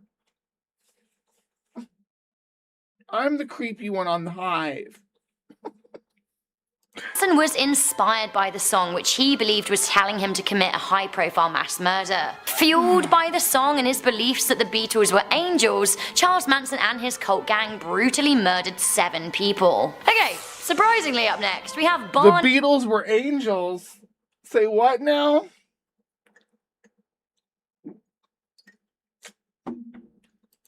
I Love You. You might not know this, but the I Love You song from Barney the Dinosaur can send you mad. This song has a sick and dark past. I know they use it for like torture and stuff, right? Like the Barney song, I love you, you love me. Yeah, I'm pretty good at doing a Barney impression. Little Kermit the Frog too. I can do Kermit and I can do Barney. Super duper. Yeah, I'm honestly it's because I ran a daycare with my ex. And the kids respond well to imitating their favorite characters, so Barney the dinosaur it is. And I can get them to clean up, everybody everywhere. Clean up, everybody do your share. And I'd hold the Barney toy. Where do Kermit the Frog? Why don't you finish your mashed potatoes? They look quite delicious. Apparently, it is the most overplayed torture song used by the CIA to torment prisoners. Music as a form of torture. If you can do Kermit and Barney, you can also do Jordan Peterson. Jordan Peterson actually is just Kermit. It's just a different inflection of Kermit. Like, oh, I have to get my... Okay, like this. This is more Kermit the Frog. But when you talk like Jordan Peterson, you do like a little bit more throaty. And you'd be like, actually, if you look into the blah, blah, blah, and whatever. I don't know what just kind of stupid shit Jordan Peterson says. I don't even want to get It's a really interesting psychological concept. And apparently... Although that does remind me that my, like, the activism thing I do with they'll have, like, Alex Jones and, I think there's, the Ben Shapiro, we did the Wet-Ass P-Word song. And yeah, we got a couple Alex Jones songs in there. Got a few different things lined up out there. But I don't have anything with Jordan Peterson. I need to, like a Jordan Peterson remix. So if you know any Jordan Peterson remixes that I can start with. Especially easy with this song. And to be honest, I'm not surprised. I knew Barney was evil. Clean your room. What are you talking? Jordan Peterson talks more like this. In my head, he sounds more like this. Actually, if you clean your room. But I have a tendency to want to talk like Ben Shapiro, and I don't do a very good Ben Shapiro impression. I'd have to work Next we have Insha G. Utho. This song's curse started with a poet who wrote a sad tale about a man lost in a cold and pointless existence. I feel you, sad man. Later singer Amina Ali Khan decided he wanted... Damn, girl just went dark about herself, but I mean, I go dark about myself all the time. Like, when we were talking about the Squonk earlier, I'm like, yeah, I want to hide in the woods and cry too, baby, I understand.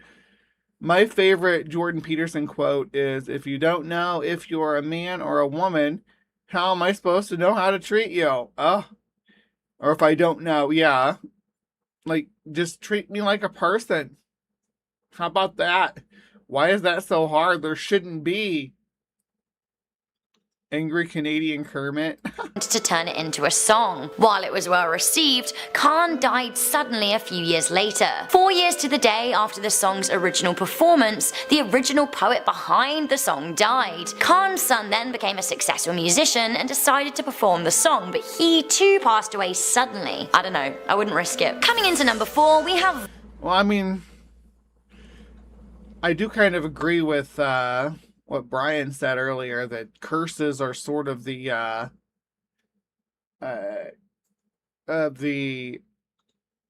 confirmation of negative confirmation bias. What'd you say? Yeah. Curses are the negative aspect of confirmation bias. Yeah. Like blessings would be the positive.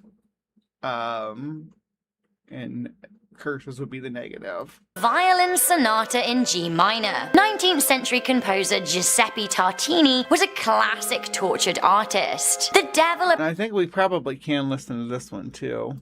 There's a few of these we'll be able to listen to, but not very many. Helter Skelter we can't listen to, but Tartini we can. I don't think we can't listen to this one either, but Tartini we could probably listen to. At least a little excerpt of it. I like the devil on the bed. It seems so gloomy.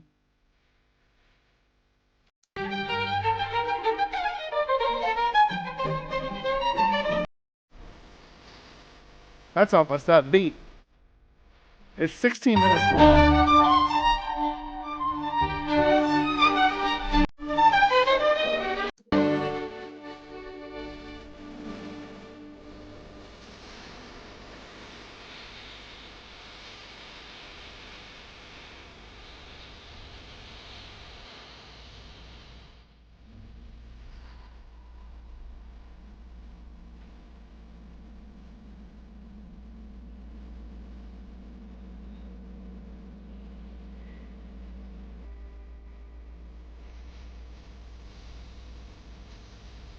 Alright, that's probably enough to get us in trouble.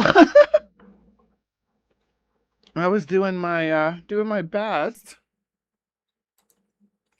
Appeared to him in a dream where the Italian musician was convinced that he'd sold him his soul. When he woke, he tried to capture an idea, a sound from the dream. He then wrote Violin Sonata in G minor. While he believed that this was the best song he'd ever composed, a lot of orchestral players will not perform it as they consider it to be cursed. At number 3, we have any...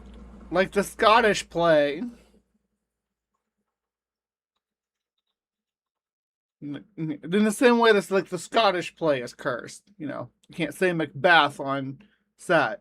Any song, any sound played above 20 kilohertz. Did you know that a sound wave can kill you? These days, terrorists are experimenting with sonic weapons to harm people. If humans are exposed to 177 decibel sound waves at 8 hertz, the sound waves can actually mess with their breathing. The European Space Agency have claimed that humans should never get locked inside their large European acoustic facility, as the sonic onslaught would kill a human. In theory, any song or sound could kill you. It's actually been calculated that 240 decibels could make a human head explode. Nice. Okay, now... Oh, hell. Someone sent me this too, and I thought it was so funny. Here. It's like an old... I think this is an old, like, commercial thing. I'm gonna make your head explode. Look, it's DJ Ozzy Oz!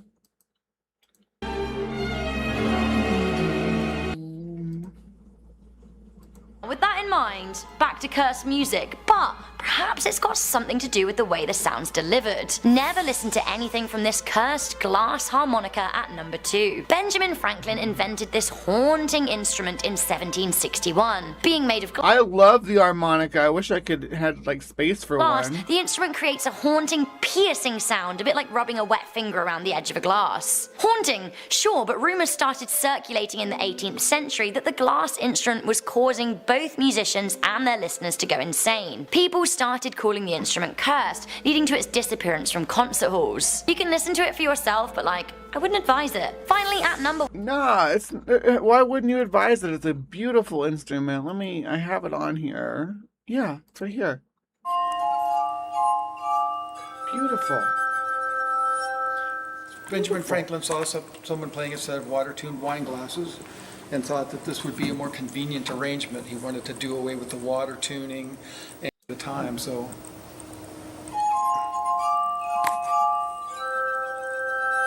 Voila, one of Franklin's favorite inventions. So these are all basically custom-blown wine glasses, and they're all nested inside of each other. Such a cool instrument. And the whole assembly is turning. Such a unique sound. Piano-like.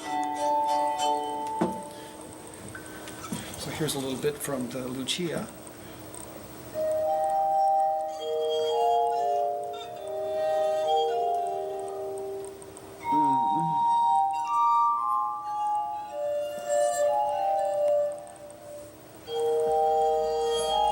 But not make your head explode. Yeah.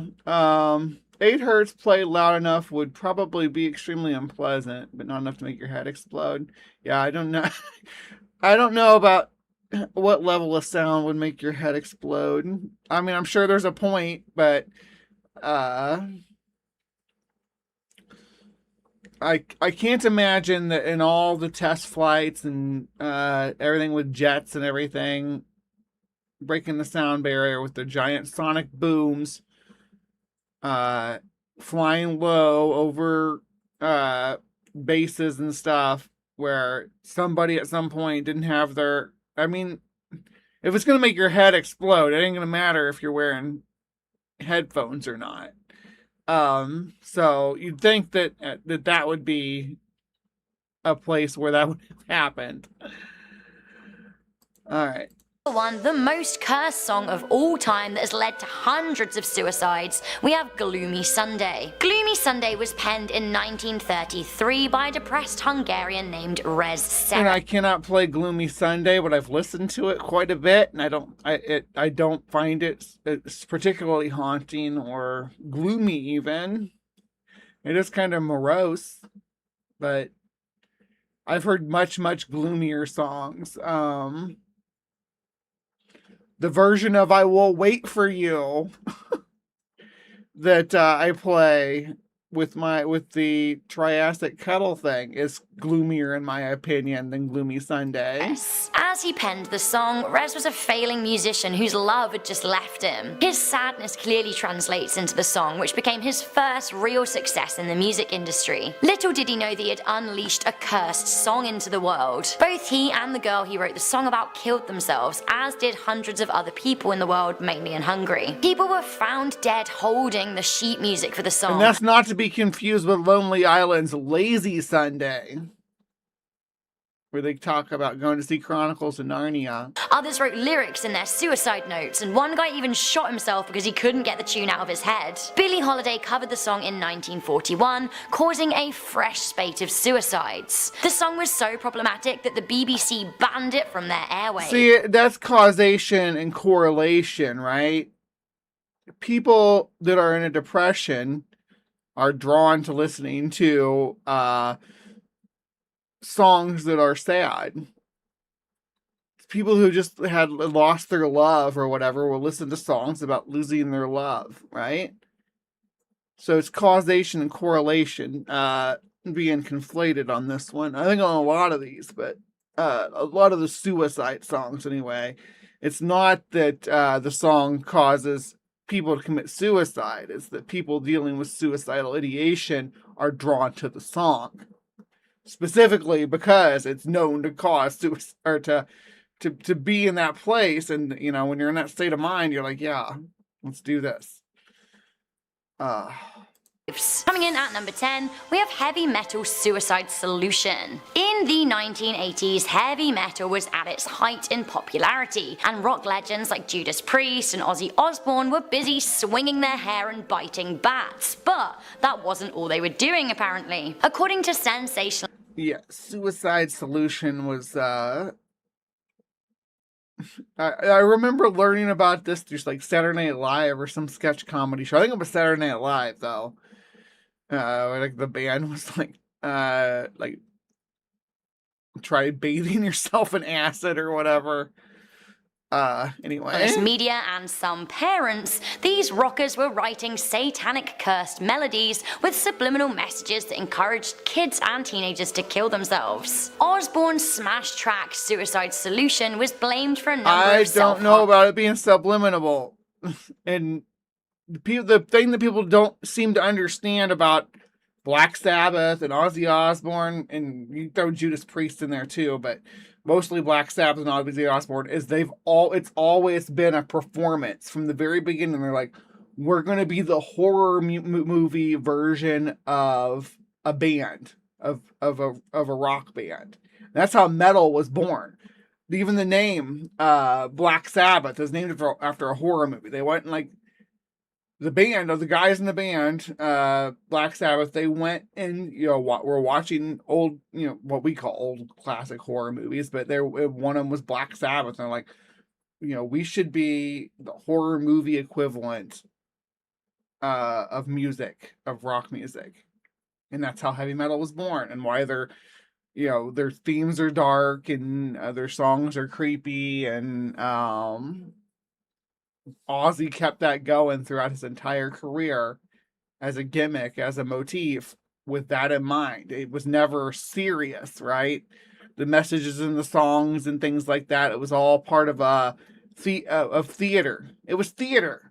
And people don't seem to grasp that. They really think that, Ozzy was really this demonic force and stuff. I think it was like super Christian. And by the way, ironically or unironically enough, this is the closest episode we're going to get to the day that Ozzy Osbourne died, because it's the anniversary, 1 year anniversary is on the 22nd, which is next Wednesday. So just for good measure, I'm just like saying that serendipity that I got to at least cover this and talk about some of this mischaracterization of the theater of Ozzy Osbourne. That's like that to me. That'd be as ludicrous as claiming because Christopher Lee played Dracula and the satanic version of Dracula too, that he must be a Satan worshiper. Teens, as well as the death of depressed teen John McCollum. Ozzy was even taken to court over it. You might be alright listening to this, but you're not alright composing this. We have the infamous Curse of the Ninth, which obviously is coming in at number 9. In the world of classic music, there is a huge superstition around the Ninth Symphony. It is widely believed that great composers only have 9 symphonies in them, and once it's written, they will never complete. Like, I guess that, I grew up with the Ninth Symphony being referred to as joyful to me, because it was, that's where I learned it, was in music class, and we would sing while the teacher played the piano. We'd sing joyful, wait, 0, yeah, every woman, man, and child. It was about like the lyrics were kind of turned around to be about the Immaculate Conception. I suppose that's the best way to put it. Jesus. To 10th. Seemingly it started with good old Ludwig van Beethoven, who died 3 years after completing his seminal 9th Symphony. Unfortunately, he was unable to complete his 10th because he kinda died in the middle. Other victims of the 9th have been Gustav Mahler, Franz Schubert, Antonin Dvorak, Anton Bruckner, Kurt Attenberg, Ralph Vaughan Williams, Roger Sessions, Egon Velleis, Alexander... Like, talking about Black Sabbath there, time to bust out the Black Sabbath from Black Sabbath. That album was badass though. Black Sabbath, the album, you had the wizard on it. NIB, I love NIB. Whenever I play like heavy metal or rock music, I play bass. Almost, I don't want to say completely, but like a lot of it is because of Geezer Butler, right? Because of his like groove, his groovy bass lines. So he was my big inspiration for that, and he wrote most of the jams that they played. Geezer did, like the rhythms and stuff, at least early on that album on Black Sabbath. But yeah, I play. I'll play like I'll play guitar or another folk instrument, but when it comes to like hard rock, Um, when it comes to like anything that other people are going to be playing electric guitars too. I don't play electric guitar. I'm not really into it, but I have an electric guitar. I mostly do it for melody.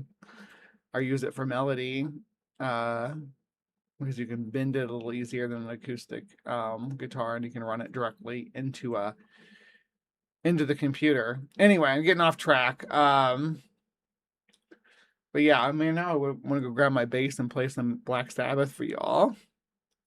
Y'all want to hear me play some Black Sabbath? Let me know. Y'all just want to see me stand up in this outfit, don't you? Just make no mistake, this is, a full White Queen outfit. I'm missing the leggings. I have white.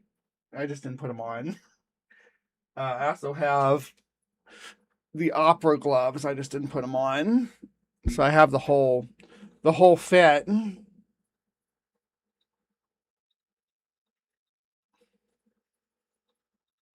TY for all your sewing help. Are y'all sewing? You should come down here and help me make my cosplay stuff. I think I could wear this to Comic-Con and like pull it off as, yeah, you are White Queen. I think the only thing I'm missing would be like I get like maybe like a clip-on red jewel to put right here. Or on the collar, maybe. Just to complete the ensemble. Glazanoff and Malcolm Arnold. The most recent victims of the 9th were Vaughan Williams in 1958 and Alfred Schneitker in 1998. A lot of composers were very nervous of the curse. Schonberg even wrote, "It seems that the 9th is a limit. He who wants to go beyond it must pass away. It seems as if something might be imparted to us in the 10th which we ought not know yet. Those who have written a 9th stood too close to the hereafter." Scary words from Schonberg. He didn't write a 9th symphony, so perhaps he was wise. Coming into number 8, we have the Dead Man's Curve curse. Strangely, this one's kind of fun, actually. Because and we need to talk about the little bastard cursed cars thing again at some point. Let me see how long ago was it that we talked about cursed cars? November 8th, 2024. So it hasn't been that long ago. I don't know how many cars we covered on there. There were quite a few though. I do remember there being quite a few cars. It's a little early yet to revisit that. I think we did cursed ships too. Yeah, or ghost ships. Yeah, we did ghost ships. But that includes cursed ships like the Mary Celeste.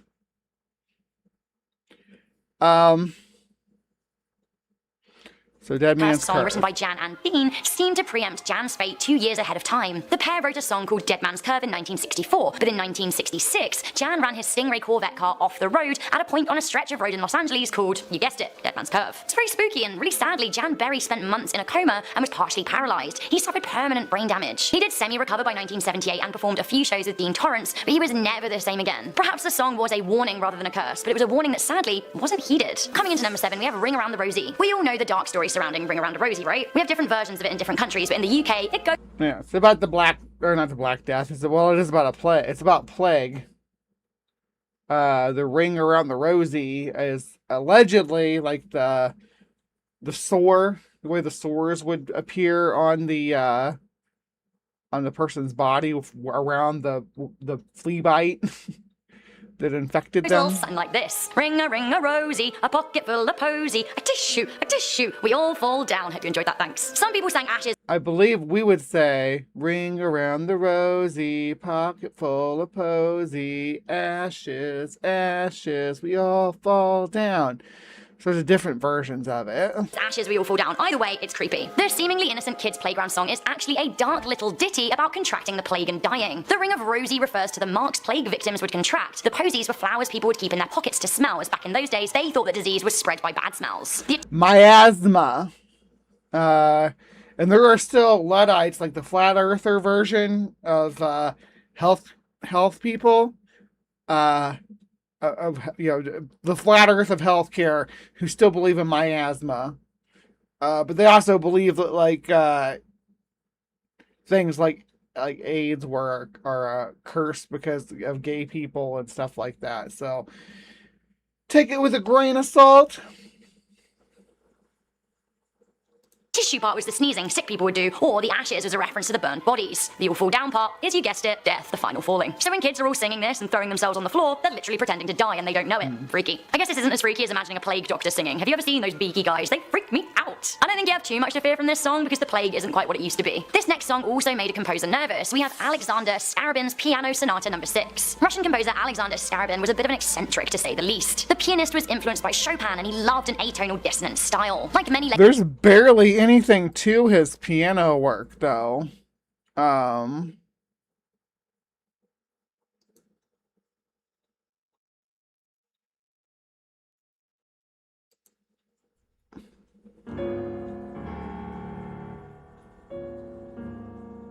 Just kind of discordant with little runs. I guess it's a little jazzy.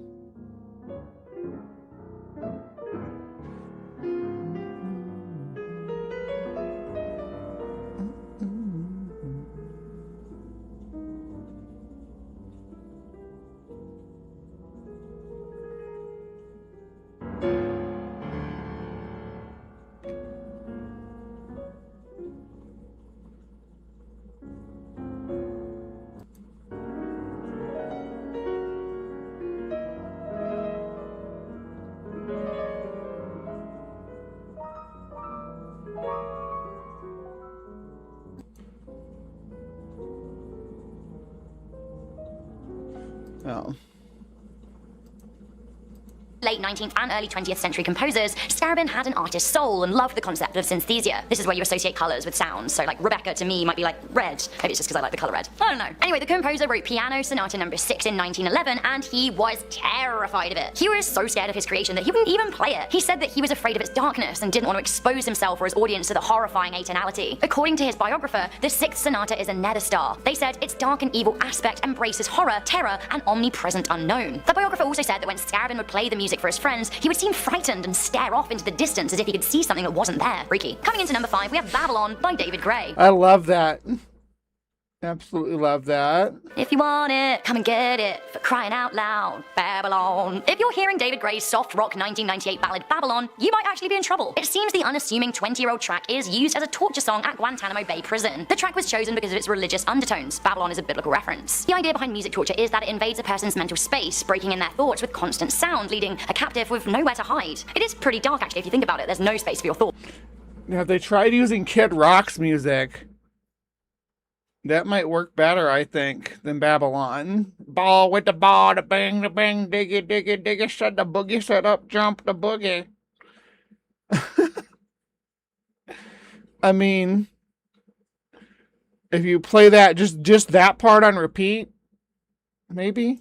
In part 1, we also talked about how the military uses Barney as a dinosaur as a torture track, which is also pretty disturbing. Another one to scare musicians, we have the infamous 27 Club at number 4. The 27 Club is a kind of rock and roll version of the 9th Symphony. See, this is what also the reason why there's not as many on my playlist, because you get just like vaguely the 27 Club after they've already included Robert Johnson in their first list, and this is supposed to be a direct part 2, so this is like more cursed songs to follow up this original video. And refers to rock legends dying in their 27th year. At first, it seems like a bit of a coincidence. Brian Jones, Jimi Hendrix, and Janis Joplin died when they were 27. But then people started to look back through history and realized that a lot of musicians of note died age 27. Robert Johnson, Nat Jeff, Rudy Lewis, they all died age 27. Then Jim Morrison of The Doors died at 27, and the legend began to solidify. Along went Dave Alexander of The Stooges, Pete Ham of Badfinger, Pete DeFreitas of Echo and the Bunnymen, and of course Kurt Cobain of Nirvana. More recently, the club has claimed Richie Edwards of the Manic Street Preachers, Amy Winehouse in 2011, Richard Turner of Friendly Fires also in 2011, and of course the band Viola Beach in a horrible accident in 2016. A lot of people point at drinks and drugs, but a lot of the members of the 27 Club died in free. Well, I mean,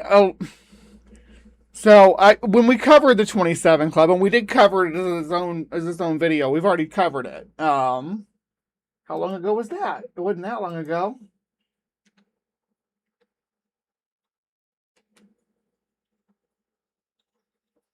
Did I spell it out?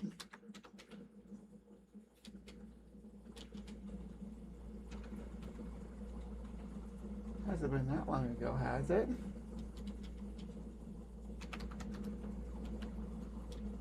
I don't can't find it right now. But yeah, I did a whole episode of this segment on the 27 Club, and we talked about sort of it's like a causation correlation situation, right?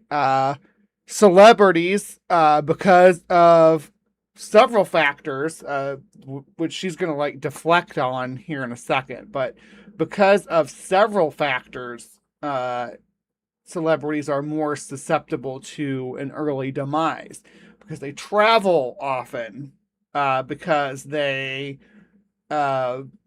drugs and alcohol, because of often indulging in spontaneous relationships with people they hardly know, because you're like in the public eye, right? So celebrities, this celebrity's gonna be with that celebrity. You tour with them, you work on a movie with them, whatever the situation is, you get to know them, and so you got each other's sort of situation like that feeding into each other. You also have the fact that they're a famous person. They're more likely to be targeted by criminals, by people who want to take advantage of them, by obsessed fans who will murder them. They're more likely to be in accidents because the paparazzi are chasing them. A lot of factors come into play. Here's what she says. Accidents or even murdered. There's a lot of crazy conspiracies out there, including that members of the 27 Club died in freak accidents or even murdered. There's a lot of crazy... And yeah, so you can say freak accident and murders, but it doesn't have anything to do with, it has to be a curse because, it wasn't drugs and alcohol or whatever. But those other factors, murder, celebrities are more likely to be murdered because, again, obsessed fans, vengeful, people who don't even know what the hell, the celebrity probably wouldn't even know what the hell's going on, right? And they're being like accosted because one of their songs influenced some person who was mentally unstable to act a certain way. Oh. Conspiracies out there, including that the musicians sold their soul to the devil. Sure. Next up, we have the horrible tale of Operation Wandering Soul at number 3. This is pretty awful on behalf of the Americans in the Vietnam War. The war went on from 1955 to 1975, and both sides of the fight used torture techniques to try and best their enemies. The Americans employed the use of spooky song to scare their enemies. Back then, a lot of the Vietnamese believed that their dead needed to be buried in their homeland, and if they were not buried according to the correct ritual and sacrifice... Imagine, your Korean villager, right? Hiding in the, was it Korea or was it was Korea that they were talking about, right? Their souls would be techniques to try and best up. We have the horrible tale of Operation Wandering Soul at number 3. This is pretty awful on behalf of the Americans in the Vietnam War. The war went on... Vietnam, yeah. So you're a Viet Cong, right? Hiding in the weeds, hiding in the swamps or whatever, ready to take on the American GIs. And all of a sudden you hear spooky, scary skeletons and shivers down your spine. From 1955 to 1975, and both sides of the fight used torture techniques to try and best their enemies. The Americans employed the use of spooky song to scare their enemies. Back then, a lot of the Vietnamese believed that their dead needed to be buried in their homeland, and if they were not buried according to the correct ritual and sacrifice, their souls would be doomed to wander aimlessly. US sound engineers used their advanced technology to record eerie sounds, and they played them around enemy lines. This was all with the purpose of scaring the enemy into fleeing their position. Helicopters were sometimes flown around to broadcast recordings to the Viet Cong. Basically, they played off their superstitions. The music and soundscapes were for tactical purposes, but many believe that by spooky, scary skeletons and shivers down your spine. Oh, thank you. I put this outfit together. This is the second time I've put this together completely. So I am pretty happy with the way it turned out, the way it looks. The cups on this lingerie bra thing don't sit right underneath here, but that's also because I like this better than this. But I can always put this up over top of this too with the lace part. I just don't like the way it looks as much with that lace. So I can tuck the lace back in and it looks a little better. But still, it's not perfect. I need a red jewel to either hang from my choker. I actually need a white choker too. This is a belt, but I could use a white choker. with the legends of the spirits, the Americans in turn cursed themselves when they played the sounds. Who knows? Robert Schumann was driven mad by his music at number 2. German composer Robert Schumann went stark raving mad, and many believe the reason lay in his final works. This is now called Ghost Variations. What we know is that Schumann woke on a cold February night in the 1850s, driven by a force that compelled him to write a number of hymn-like piano variations. As he tried to get his melody down on paper, he said he was dictated by angels. Variations. What we know is that Schumann woke on a cold February night in the 1850s, driven by a force that compelled him to write a number of hymn-like piano variations. As he tried Hymn-like. I thought it said hemlock. I was like, circling back to the Squonk. To get his melody down on paper, he said he was dictated by angels, or perhaps even the ghost of himself. His religious-like fever had taken a turn by morning, and he said that he heard demonic tigers and hyenas in his music. These ghost variations, or Geister variation in German, were the last thing that Schumann wrote before being committed to an asylum. He died 2 years later, age 46. Geister variation. I like that. And some people in the classical music sphere are very wary of the music even today. Finally, we have a modern-day cursed song that's apparently been sending kids mad, or even worse. That's right, we have the legend of Lavender Town. Any Pokemon fans out there, you might already know this, but the music that plays in Lavender Town in Pokemon Red and Green allegedly sparked an alarming number of child suicides in Japan. The music is undoubtedly spooky. Horrorblog Bloody Disgusting hailed it as one of the most terrifying childhood memories for gamers. The music has a number of jarring chords, but it is weirdly calm. I think that we can all agree we wouldn't want to listen to it on a loop for too long. According to a creepypasta that surfaced in I mean, we listened to it a little bit ago. We can listen to another excerpt from it. Lavender Town, where'd you go? Just ring around the rosy. Is it further down here? Am I scrolling right past it?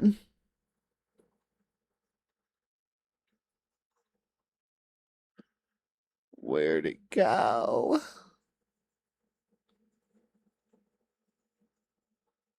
Baby, you're a firework.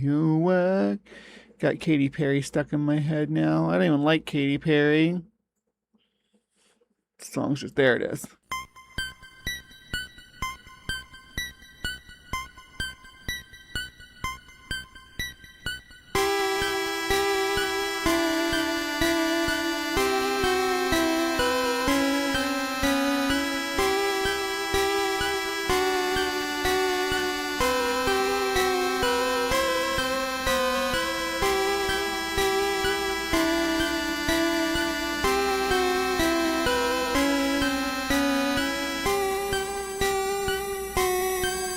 There's a nice little...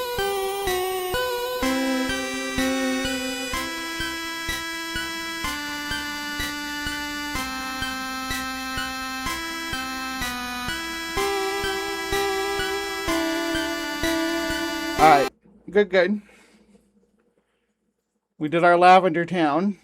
Hopefully y'all enjoyed that. 2010, the music compelled 100 Japanese children to kill themselves. This also left others with weird behavioral outbursts, and some others with physical ailments such as nosebleeds and severe headaches. Sicknesses and suicides became known as Lavender Town Syndrome. Legend has it that the high-pitched binaural beats tapped into the brains of children in a way that could affect their moods. Whether or not it's true, it seems that Pokemon were worried. They re-recorded the music for the 2017 Pokemon Go Halloween event. Suspicious, so maybe don't listen to Lavender Town. Stairway to Heaven by Led Zeppelin. There is a lady who's sure that all that glitters is gold. Played forward, Led Zeppelin's 1971 hit Stairway to Heaven is a beautiful melodic rock classic filled with divine references. Played backwards, and some people think that they can hear death and the devil and all of the bad things. But it was started in 1981. Now, people had been happily listening to the track for 10 years without worrying about the effect it may have on their souls. This was when Michael Mills, a Michigan minister, appeared on a Christian The Earthbound soundtrack?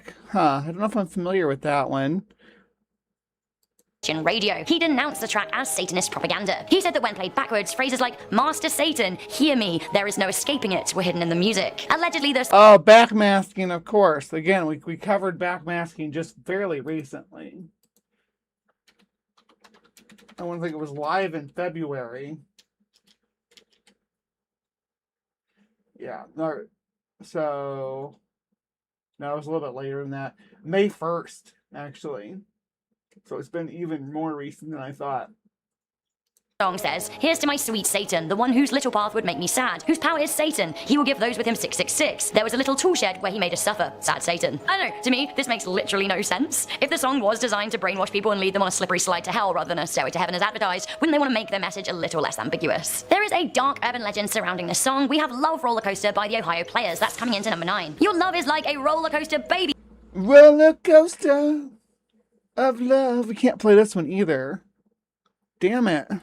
baby, and I want to ride. Yes, I do. Yes, I do. I love this song. It's too bad it's cursed, really, or something. Between 2 minutes and 32 seconds and 36 seconds, a high-pitched scream can be heard. Some people will say it's the sound of a rabbit being hit by a car outside the studio, although given studio soundproofing, that seems extremely unlikely. Other people straight up say it's the sound of someone being murdered. Some people say that the murder... I remember that urban legend, yeah.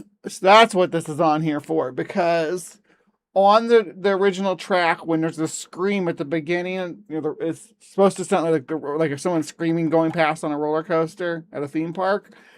But like, oh no, that's from somebody getting murdered. And it was on the movie Urban Legend. I remember that's where I first heard that at. So just to put it into perspective, there are a lot of sound bites that are allegedly within four songs that are allegedly like someone getting murdered, actually screaming out, or lost recording of a serial killer's, just all sorts of different lore and stuff around that, but none of it really ever pans out beyond just being a legend. The victim was Esther Cordet, the nude on the Honey album cover. People said that she was badly burned with the hot honey used for the photo shoot, and the band's manager stabbed her to death in the control room to stop her suing them. Again, that sounds pretty far-fetched and also totally ludicrous because she's still alive. Whatever the situation is with the screaming, it's pretty freaky and sounds very haunting. This next song was subject to a civil lawsuit. Coming into number 8, we have Better By You, Better Than Me by Judas Priest. So Better By You, Better Than Me was originally by a rock band called Spooky Tooth, but it was covered by Judas Priest in 1978, and the latter English metal band version was more backmasking. Pretty popular in its day. While some loved the power rock track, others were convinced it was cursed and led to Hellbent for Leather. Boys, I like this one with the red too. Sort of has like punk rock meets Michael Jackson's Thriller going on. And these gloves, dude, are Halford's gloves. Look at those, they're badass. To a spate of suicides. I gave this one a listen, and to be honest, it makes me want to punch the air and thrash my hair like I just don't care rather than kill myself. Maybe I'm impervious to the curse though. Actually, I totally regret saying that now because it seems like something someone would say in a movie, like, I'm impervious to the curse, and then boom, dead. Anyway, back to the song. The track was reportedly behind the suicide attempts of 19-year-old Ray Belknap and 20-year-old James Vance in Reno, Nevada. Now, this all went down in 1985. And we watched this when we did the backmasking episode too, which was, again, just here in May. When Ray shot himself under his chin and died instantly. James survived but was severely disfigured and overdosed 3 years later. His parents claimed that the curse track made the young men do it. Now, the 3-week trial was heavily scrutinized by the music industry, and eventually it was thrown out of court. Coming into number 7, we have Exit by U2. Does anyone else feel kind of sorry for Bono? Like, I do. Exit is by far one of the most disturbing U2 songs, and it makes sense. I'm not a fan of U2. They don't really appeal to me much. I don't know. I don't know what else to say about it. Just that it doesn't appeal to me. The work it takes to A, coming up with the idea, and B, then actually play it backwards seems the devil would have a simpler way to entice people than that, right? The devil, that's kind of a lame approach, in my opinion.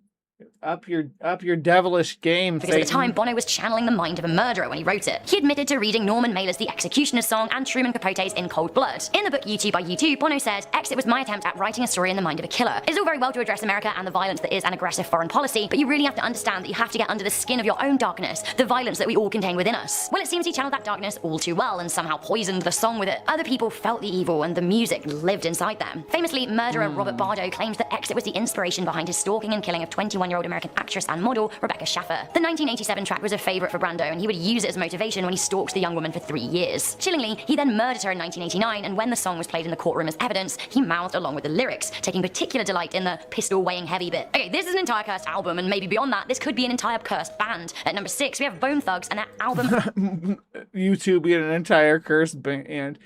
As a friend of mine said, U2 is the most overrated band ever, and they're actually pretty good. That's how overrated they are.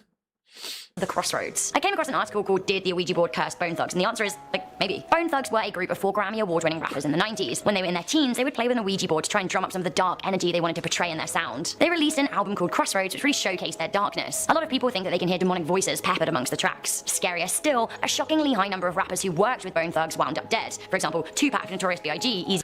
They sucked they used their demonic Ouija board powers to suck the talent out of Biggie and Tupac, and used them for themselves. E and the Big Pun. They all made music with the group and they all died. Not only that, they died between 1994 and 1997, which were the darker days for the band's sound. In 98, the band took an unexpected new direction in terms of their sound and seemingly the curse was lifted. Perhaps they brought back their souls from the devil, or maybe they make ritual sacrifices each year. Whatever works, I guess. Coming into number 5, we have the sad story of Jelly Roll Morton. Jelly Roll Morton is one of the most famous jazz musicians of all time, but like many musical legends, his time on Earth was surprisingly short. He died aged 50. Jelly didn't always enjoy a successful music career, and sometimes he was prone to bad luck. Why? Well, Jelly suffered from bad juju. Juju, for those that don't know, is a West African belief in magic, and bad juju is the kind of bad energy a person gets from dabbling in dark magic. Jelly believed his godmother, a Creole woman, Oh, do I have some bad juju? Maybe that's what's going on. and sacrificed Jelly's soul to Satan in a black magic ritual when he was a baby. His belief that he was cursed was heightened when he found coloured powder sprinkled around his office door. Down on his luck, he decided to quit music. Now, eventually, after a worse turn of fortunes, Jelly visited a According to Supernatural, that's called Goofa Dust. It's a hoodoo thing, but that should protect you from bad juju. Yeah, I'm sorry that is that the plot to Paranormal Activity? It's they sold the baby's soul or whatever? a voodoo woman who told him to burn all of his clothes so he could regain some success. He did this, and he did. Unfortunately, that was all until his godmother died, the woman who cursed him in the first place. He seemed to have always known that his fate was tied up with hers, and he died very shortly after she did. We've talked about cursed songs, cursed bands, but what about cursed musical instruments? Behold, number 4, we have Sir Francis Drake's drum. Many people know Sir Francis Drake as a seafarer, a naval captain, an explorer, and even a slave trader. Not many people know that his preferred... Yeah, mostly that last one. I think we need to focus more on that last one and lead with it, because... yeah. Who brought slaves to America? Sir Francis Drake. Seamate was a drum dubbed Drake's drum. Drake's drum is a snare drum that accompanied the voyager on his journeys from 1577 until his death in 1596. As he lay dying off the coast of Panama, he ordered his drum be sent back to Buckland Abbey. He laid a curse upon the drum, vowing that if England was ever in danger, the drum should be beaten and he would emerge from heaven to defend the country. Now, the drum has now become part of English folklore and superstition. On several occasions throughout history since Drake's death, people have reported hearing the drum beat. Many claim it was heard when Lord Nelson was freed, and again when World War I broke out, and then again when the Imperial German Navy was defeated. The last time the drum was heard was during the successful Dunkirk evacuation. Coming into number 3, we have the band Psy and the... So, like, is the drum, like, just coming... is the sound of the drum coming from, like, the atmosphere? Or is the drum in the museum, like, all of a sudden making noises? I have so many questions about that. But we need to get on to the curse of... Izanagi? Curse of Izangi. Psy are a Japanese extreme metal band from Tokyo, formed in 1989 and still rocking to this day. The band released a successful album called Scenes from Hell, and they recorded one of their tracks in Japanese. The Curse of Izangi is a track all about a voodoo curse that condemns its victims' souls to hell. It includes the lyrics, "An infernal spell cast upon you, trapped for eternity. It's your destiny. Your fate lies in the cruelty of my eyes." Weirdly, as soon as the band started working on the Japanese version of the track, the owner... Those are some hella good lyrics, guys and gal. of their music label suddenly and unexpectedly commit suicide. The band lead singer Mirai Karashima said that it was the second time that someone involved with the song had died, so unfortunately they'd actually banned the song. They shelved it ever since. He said it was simply just too sinister. Coming into number 2, Beware El Silbon, the Whistler. In Colombia and Venezuela there is... This is also one that's not it's not really a cursed song. This is El Silbon the Whistler, a folkloric character. The legend of El Silbon, a lost soul who whistles. According to the legend, the whistling spirit is a young boy who killed his father after he was abusing his mother. Afterwards, the boy was tied to a post and lashed. He was then set upon by starving and rabid dogs and condemned to carry his father's bones for all eternity. This he apparently does, and hearing his whistles foreshadows your own death. The whistle goes from musical notes C, D, E, F, G, A, B in that order. Now it rises in tone to F and then lowers to B. When the whistle sound is close, Wait, there's hold no on, danger. we can probably do that. What was the order again? Hearing his whistles foreshadows your own death. The whistle goes from musical notes C, D, E, F, G, A. C, D, E. Okay.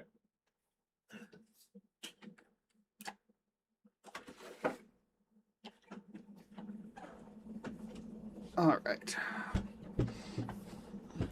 White Queen's gonna play for ya. So, C. Now, hold on, let me go back a little bit. And hearing his whistles foreshadows your own death. Okay. The whistle goes from musical notes C, D, E, F, G. C, D, E. Okay.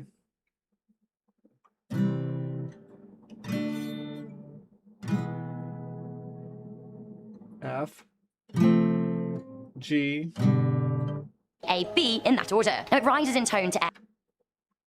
A, B. Okay. So it was.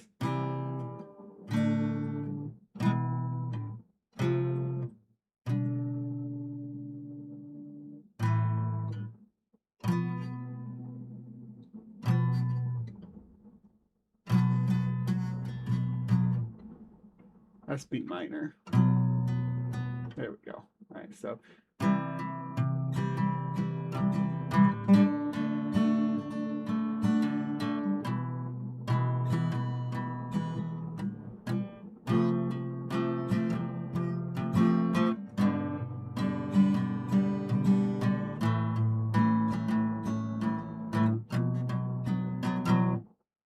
Okay. Elsie Bond!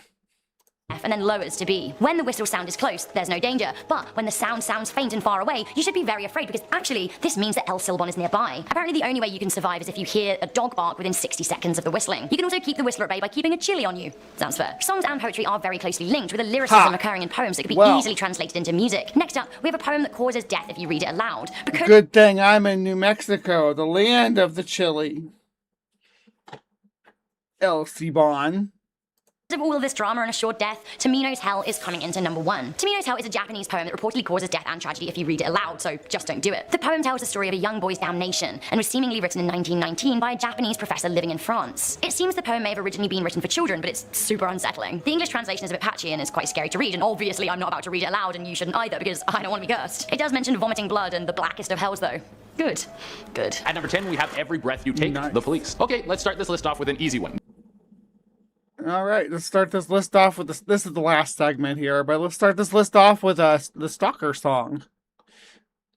This one might have slipped under the radar for some of you, but a lot of us have picked up on the hidden meaning behind this song. The lead singer Sting bellows out the lyrics, "Every move you make, every breath you take, I'll be watching you." On the surface, it comes off as a nice love song about a guy who has maybe too much admiration for his new girlfriend. I understand you love, but you definitely can take it too far. Like those couples who make out in public all the time. Like, stop, we get it. You found someone to spend the rest of your life with. Don't remind us all that we're gonna die alone. I'm actually totally fine with people making out in public. Like, there's nothing. What's wrong with that? I think it's weird when people try to police that, honestly. You don't need to see that stuff. Well, the actual meaning of this song is much creepier. Sting wrote the song about his obsession with his ex-wife. The wife which he left for her best friend. Oh my god, this is hot tea, baby. Apparently he couldn't get over her, and he actually started stalking her a little bit. Also, he had to deal with all the drama of banging your wife's best friend. Oh my god. Like I said, hot tea. Number 9. Where Are You Now, Justin Bieber. Let's move on to the biggest pop star in the world. Is he still the biggest? See, and I don't know if these are just cursed or just people just get sick of the song.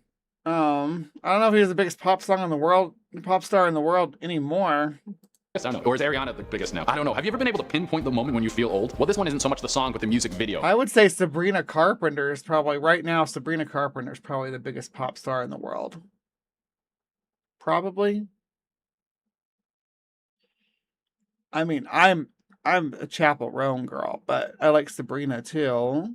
And these things kind of go hand in hand. I'm going to be throwing a few music videos onto this list because I think they fit. In this music video, we have Justin Bieber dancing around singing like the prodigy that he is, and there's a bunch of vivid imagery that gets flashed onto the screen. Most of it is just jumbled garbage, but there are some suspicious pictures. A lot of it has to do with the Illuminati. Whoa. We see shots of Bieber with the famous eyeball in I'm the sure pyramid. someone's gone through that frame by frame and deciphered all the secret messages. To put up the triangle symbol with his hands. At certain points, there's satanic crosses on his forehead and other images of devil worship. These things flash on screen so fast, they're super hard to see, but if you want to dive deep into this, there are a ton of slow motion videos of this music video. At number 8, we have 99 Luft Balloons. Yeah, the German pop song that you probably heard at every wedding. It's hard to accept that this song is actually pretty dark because it sounds like something that every kid in the 80s had their first kiss to. But this song is actually about nuclear holocaust. I love that song. The song goes, "The panic bells, it's red alert, there's something here from somewhere west. The war machine springs to life." Basically, it's about a ton of red balloons being mistaken for an attack, causing the Germans to fire the first nukes, and then everyone else responds with their own nukes. I mean, this song would make me feel bad if it wasn't so damn catchy. At least if you get the horrific message that there's an oncoming nuclear strike, you know what song to put on. At number 7. How would you mistake 99 red balloons for a nuclear strike, though? I just don't want to hear the sound of making out. It's like misophonia. I can't stand the sound of lips smooching and smacking against each other. I hopefully I used to smack my lips a lot when I did my streams, but I think it was a nervous tick. I'm still a bit of a tongue clicker, but I hope I don't do any talking things that are super annoying. Sort of have a stilted Jeff Goldblum approach to discourse at some points. We have Imagine by John Lennon. This one is going to blow your mind. We all know the song Imagine by John Lennon. It's supposed to represent peace and people living together happy. Well, more like living under the hammer and sickle. Mother Russia is coming for you. Putin is in your email. Oh, okay. First of all, Putin is nothing to do with the hammer sickle. What the hell are you talking about? with that representing the Workers' Party. Yeah, they mushing together Soviet. I guess Putin was. I don't know. I don't think of Putin when I think of the Soviet Union. I think of when I think of the post-Soviet Russia, right? Yeah, the song Imagine has a bunch of lyrics that line up with the Communist Manifesto. No way, you might say. Lenin was a socialist, not a communist. Well, in this song, he talks about living in a world with no countries, no religions, or possessions. That's Communist 101, baby. China's controlling the internet. That's what's going on. So maybe this is... China is not communist. I mean, they're led by the Communist Party, but they still have they still have a capitalist market system. They're not communist. It's so weird. There's the Soviets weren't communist. They had the ruble was their capital. They were capitalist. The yen is the Chinese capital. They're capitalist. A market cannot exist in a system. A communist market cannot exist on any kind of large scale in a system that includes capitalism. So just the fact that capitalism exists anywhere in the world, unfortunately, makes it a nigh impossible for communism to exist on any sort of appreciable scale. Holy shit. How did I'm supposed to be talking about music stuff and now I'm talking about goddamn market economics. Serenity interpreting now. the song the wrong way, or maybe Lenin had a secret communist agenda, wanted to convert Americans into being comrades with the East. At number 6, we have Black Star with David Bowie. Rest in peace to one of the greatest musical icons who ever lived. He made being androgynous cool and probably kept the world eyeliner business afloat for years. Some of his tracks are my favorite songs of all time, and it's hard to find a single person who hasn't heard one of his songs. Now, his final album, Black Star, was released just 2 days before the pop star moved on to the big stage in the sky, and there were some songs over there that might have given a hint to his passing. For those of you who don't know, David Bowie was battling with cancer throughout the production of his final album, so he would have been well aware of his impending death. In the title song Black Star, he says spirit rose a meter and stepped aside. It seems to me that he was telling everyone that it was his. So this is more contemporary music in this section with this guy host. I liked it better when we were talking about more like obscure old songs, not stuff that still gets played on the radio. You can like turn on the oldie station and still pick up Bowie doing Black Star. Time to move on. So if your grandparents ever start playing songs from this album, you might want to start spending more time with them. Also, another fun fact about David Bowie, he died at age 69. Nice. At number 5, we have Firework, Katy Perry. The song Firework is about how everyone is special and you should feel good no matter who you are. Yeah, just like the song Beautiful by Christina Aguilera and like...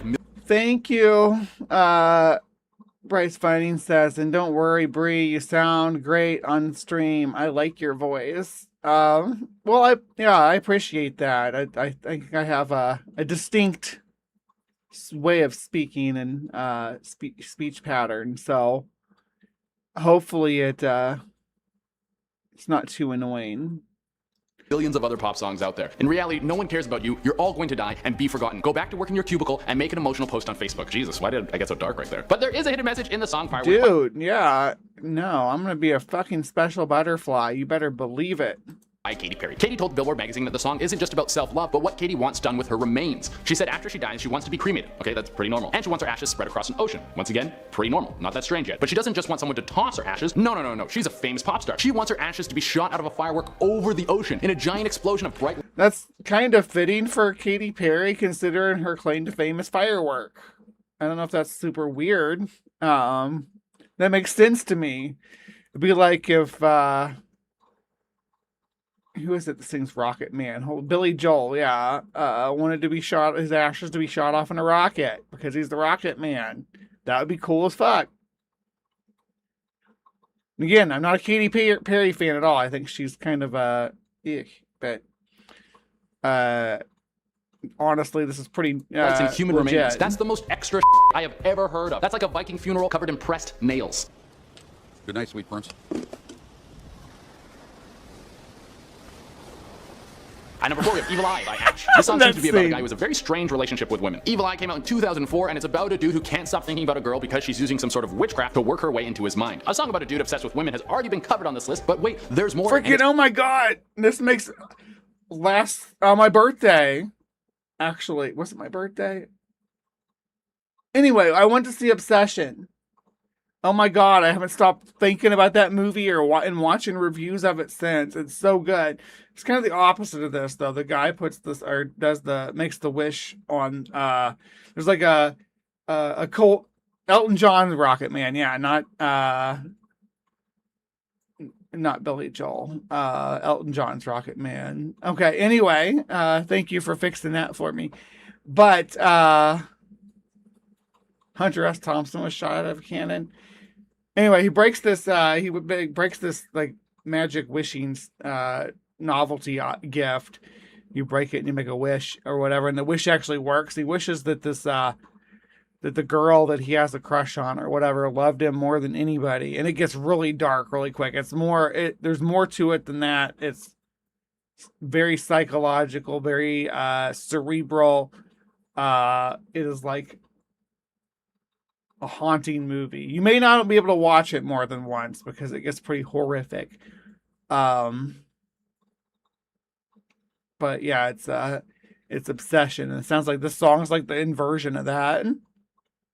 Pretty juicy. Evil Eye decided to include a little thing called backmasking. Now, what on earth is backmasking? This is when you put a hidden message in a song that can only be heard when you play it in reverse. This was common back in the 70s. You're asking the real questions because was Hunter S. Thompson cremated first? When people were worried about the devil using music to corrupt their youth. And the message left in the song was, she's giving me evil eye, suck Satan's C-O-C-K. Doesn't say C-O-C-K, but I guess you guys at home can figure it out. Because I know you all know how to spell, and if you don't know how to spell, just Google it. I'm just kidding. Don't Google it. At number 3, we have Electric Light Orchestra. Yeah, these guys apparently have some cursed songs. You know the group of hippies who have songs that are all about love and happiness? They secretly want you to worship Satan and give your life to the Dark Lord. Well, that's what a bunch of Christians thought back when their 1974 album El Dorado. Remember back on the scene from Little Nicky where they're like, what's the Ozman trying to say here? And plays the Ozzy Osbourne album backwards, and Nicky's like, absolutely nothing. The Dark Prince was always straightforward with his message, and he grabs Chicago and puts it on and like, you must go forth and spread the blood of the innocent. Came out. This was when the backmasking craze was at an all-time high. A group of religious fanatics said they found the lyrics, he's the nasty one, Christ Infernal. Maybe this is true, and pretending to be peace-loving hippies was the perfect cover. Well, Electric Light Orchestra thought it was ridiculous, so just to mock all of these people for accusing them, they filled their next album with friendly backmasking messages like, thank you for listening. That's so cool. At number 2, we have Pumped Up Kicks, Foster the People. This one's kind of out in the open. You don't need to play the song in reverse or translate it into another language. Like, I had never even heard of this before, like, when it was like, I guess it was topping the charts, but I was like super into my heavy metal phase, right? And someone was telling me about the alleged curse around this song, and I'm like, I've never even heard of that. And I guess at the time it was like one of the biggest songs in the world. You just have to listen to the words that they're saying, and to be honest, I don't usually do that when I listen to music. But if you read a transcript of the song, you would quickly realize that even though this song is fun to listen to and is incredibly catchy, it's actually about school gun violence. There's lyrics like, Robert's got a quick hand, and better run, outrun my bullets. The song is supposed to be from the viewpoint of a kid who suffers from a mental disorder and is having thoughts about killing people in his school. If we even go deeper into this, you'll find out that the bassist in the band survived the Columbine shootings. And at number 1, we have Helter Skelter, one of the lesser known Beatles. I knew it was about a school shooting, but I didn't know it was from the point of view of the shooter. And then this is the second time this one's on the list. So that's another reason why my list only had 31 on it, because they doubled up on him too. So of the 40, yeah, Helter Skelter. You've probably never Charles heard unless Manson. you're a huge fan or We you're already well informed covered of it. what I'm about to tell you. Some of the most famous murders in American history are the Tate LaBanca murders. They were orchestrated by infamous cult leader Charles Manson, and he claimed that he got his posse of butchers to commit these crimes from a message that he heard in the song Helter Skelter. Charles Manson believed that there was an upcoming race war between white and black people in America, and the Beatles knew about it, confessing it in the song Helter Skelter. Manson thought that these high-profile crimes would be blamed on young black men, sparking the start of this war. This would bring the destruction of American society, and after this destruction, Manson and his followers would move in as the new leaders of the USA. Was this message actually embedded in the song Helter Skelter? Well, probably not. But now it's forever linked to old Charlie. Definitely not. Definitely not. Not just probably not. Definitely not. Manson. Yeah, that's what. From ancient pathogens waking No, up from yeah. centuries. I ain't watching this crap. Probably from the same channel, though. Where's my mouse at? There it is. All right. Yeah, it's the most amazing elite, but this is one of their newer things from 18 hours ago. But yeah, it's one of these big sloppy channels or big slop channels that have, almost approaching 600K subscribers. But they're fun for their top 10 list and stuff like that, especially the older stuff. Anyway, I probably won't subscribe to this one, but it'll pop up anytime I type in top 10 anyway. All right, so cursed songs. I covered a lot of them here. There were 40 songs allegedly, but I think we counted 31 altogether. If you didn't count the duplicates and remove things like, oh yeah, this frequency is killer and 27 Club and all that stuff. Once you cut out all that, we had about 31. So, which cursed song do you think is actually cursed? Do you think any of them were actually cursed? What's the skinny on that? Let me know in the comments down below. And please remember to be kind, take care, and we'll see you next time. All right. Thank you so much for sticking around with me live from the Hive audience. Anymore, I'm doing this for because I like to do the cosplay, and I like to hang out with y'all. It's great. It's my favorite time of the week. Is sitting down to do live from the Hive every Saturday morning. I enjoy seeing all the familiar faces. Everybody's always welcome here. I don't do drama on this channel, so. I've also sort of recently shifted my focus on the channel, so it may be a little different than what you're used to, maybe better than what you're used to, because I think I'm a little less antagonistic now.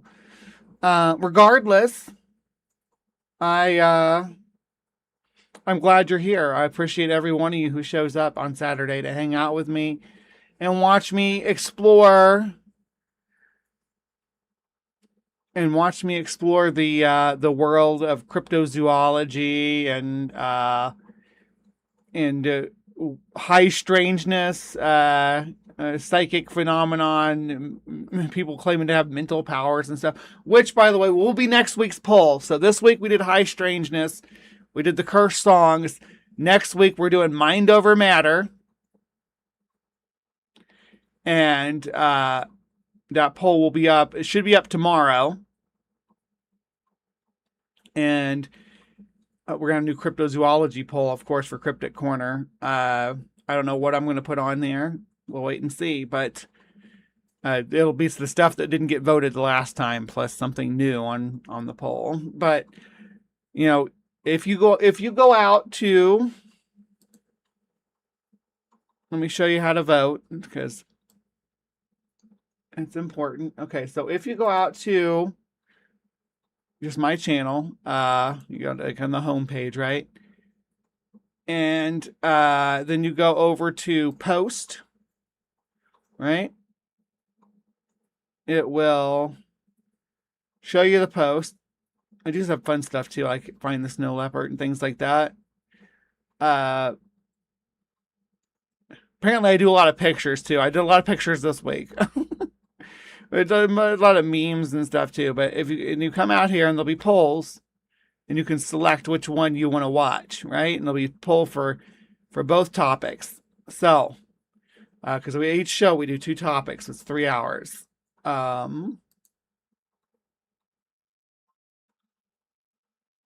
Anyway, is Miss Lemon here? Yeah, Miss Lemon's my friend. So she helps me with my cosplay, especially my clown stuff. She sent me a whole bunch of clown stuff. It was great. Okay, all right. So I'm going to wrap up the show. Appreciate everybody for dropping in, sticking around, hanging out, having fun. Hopefully you enjoyed learning about some cursed music and learning about the Squonk and all that good stuff. We will see you next time.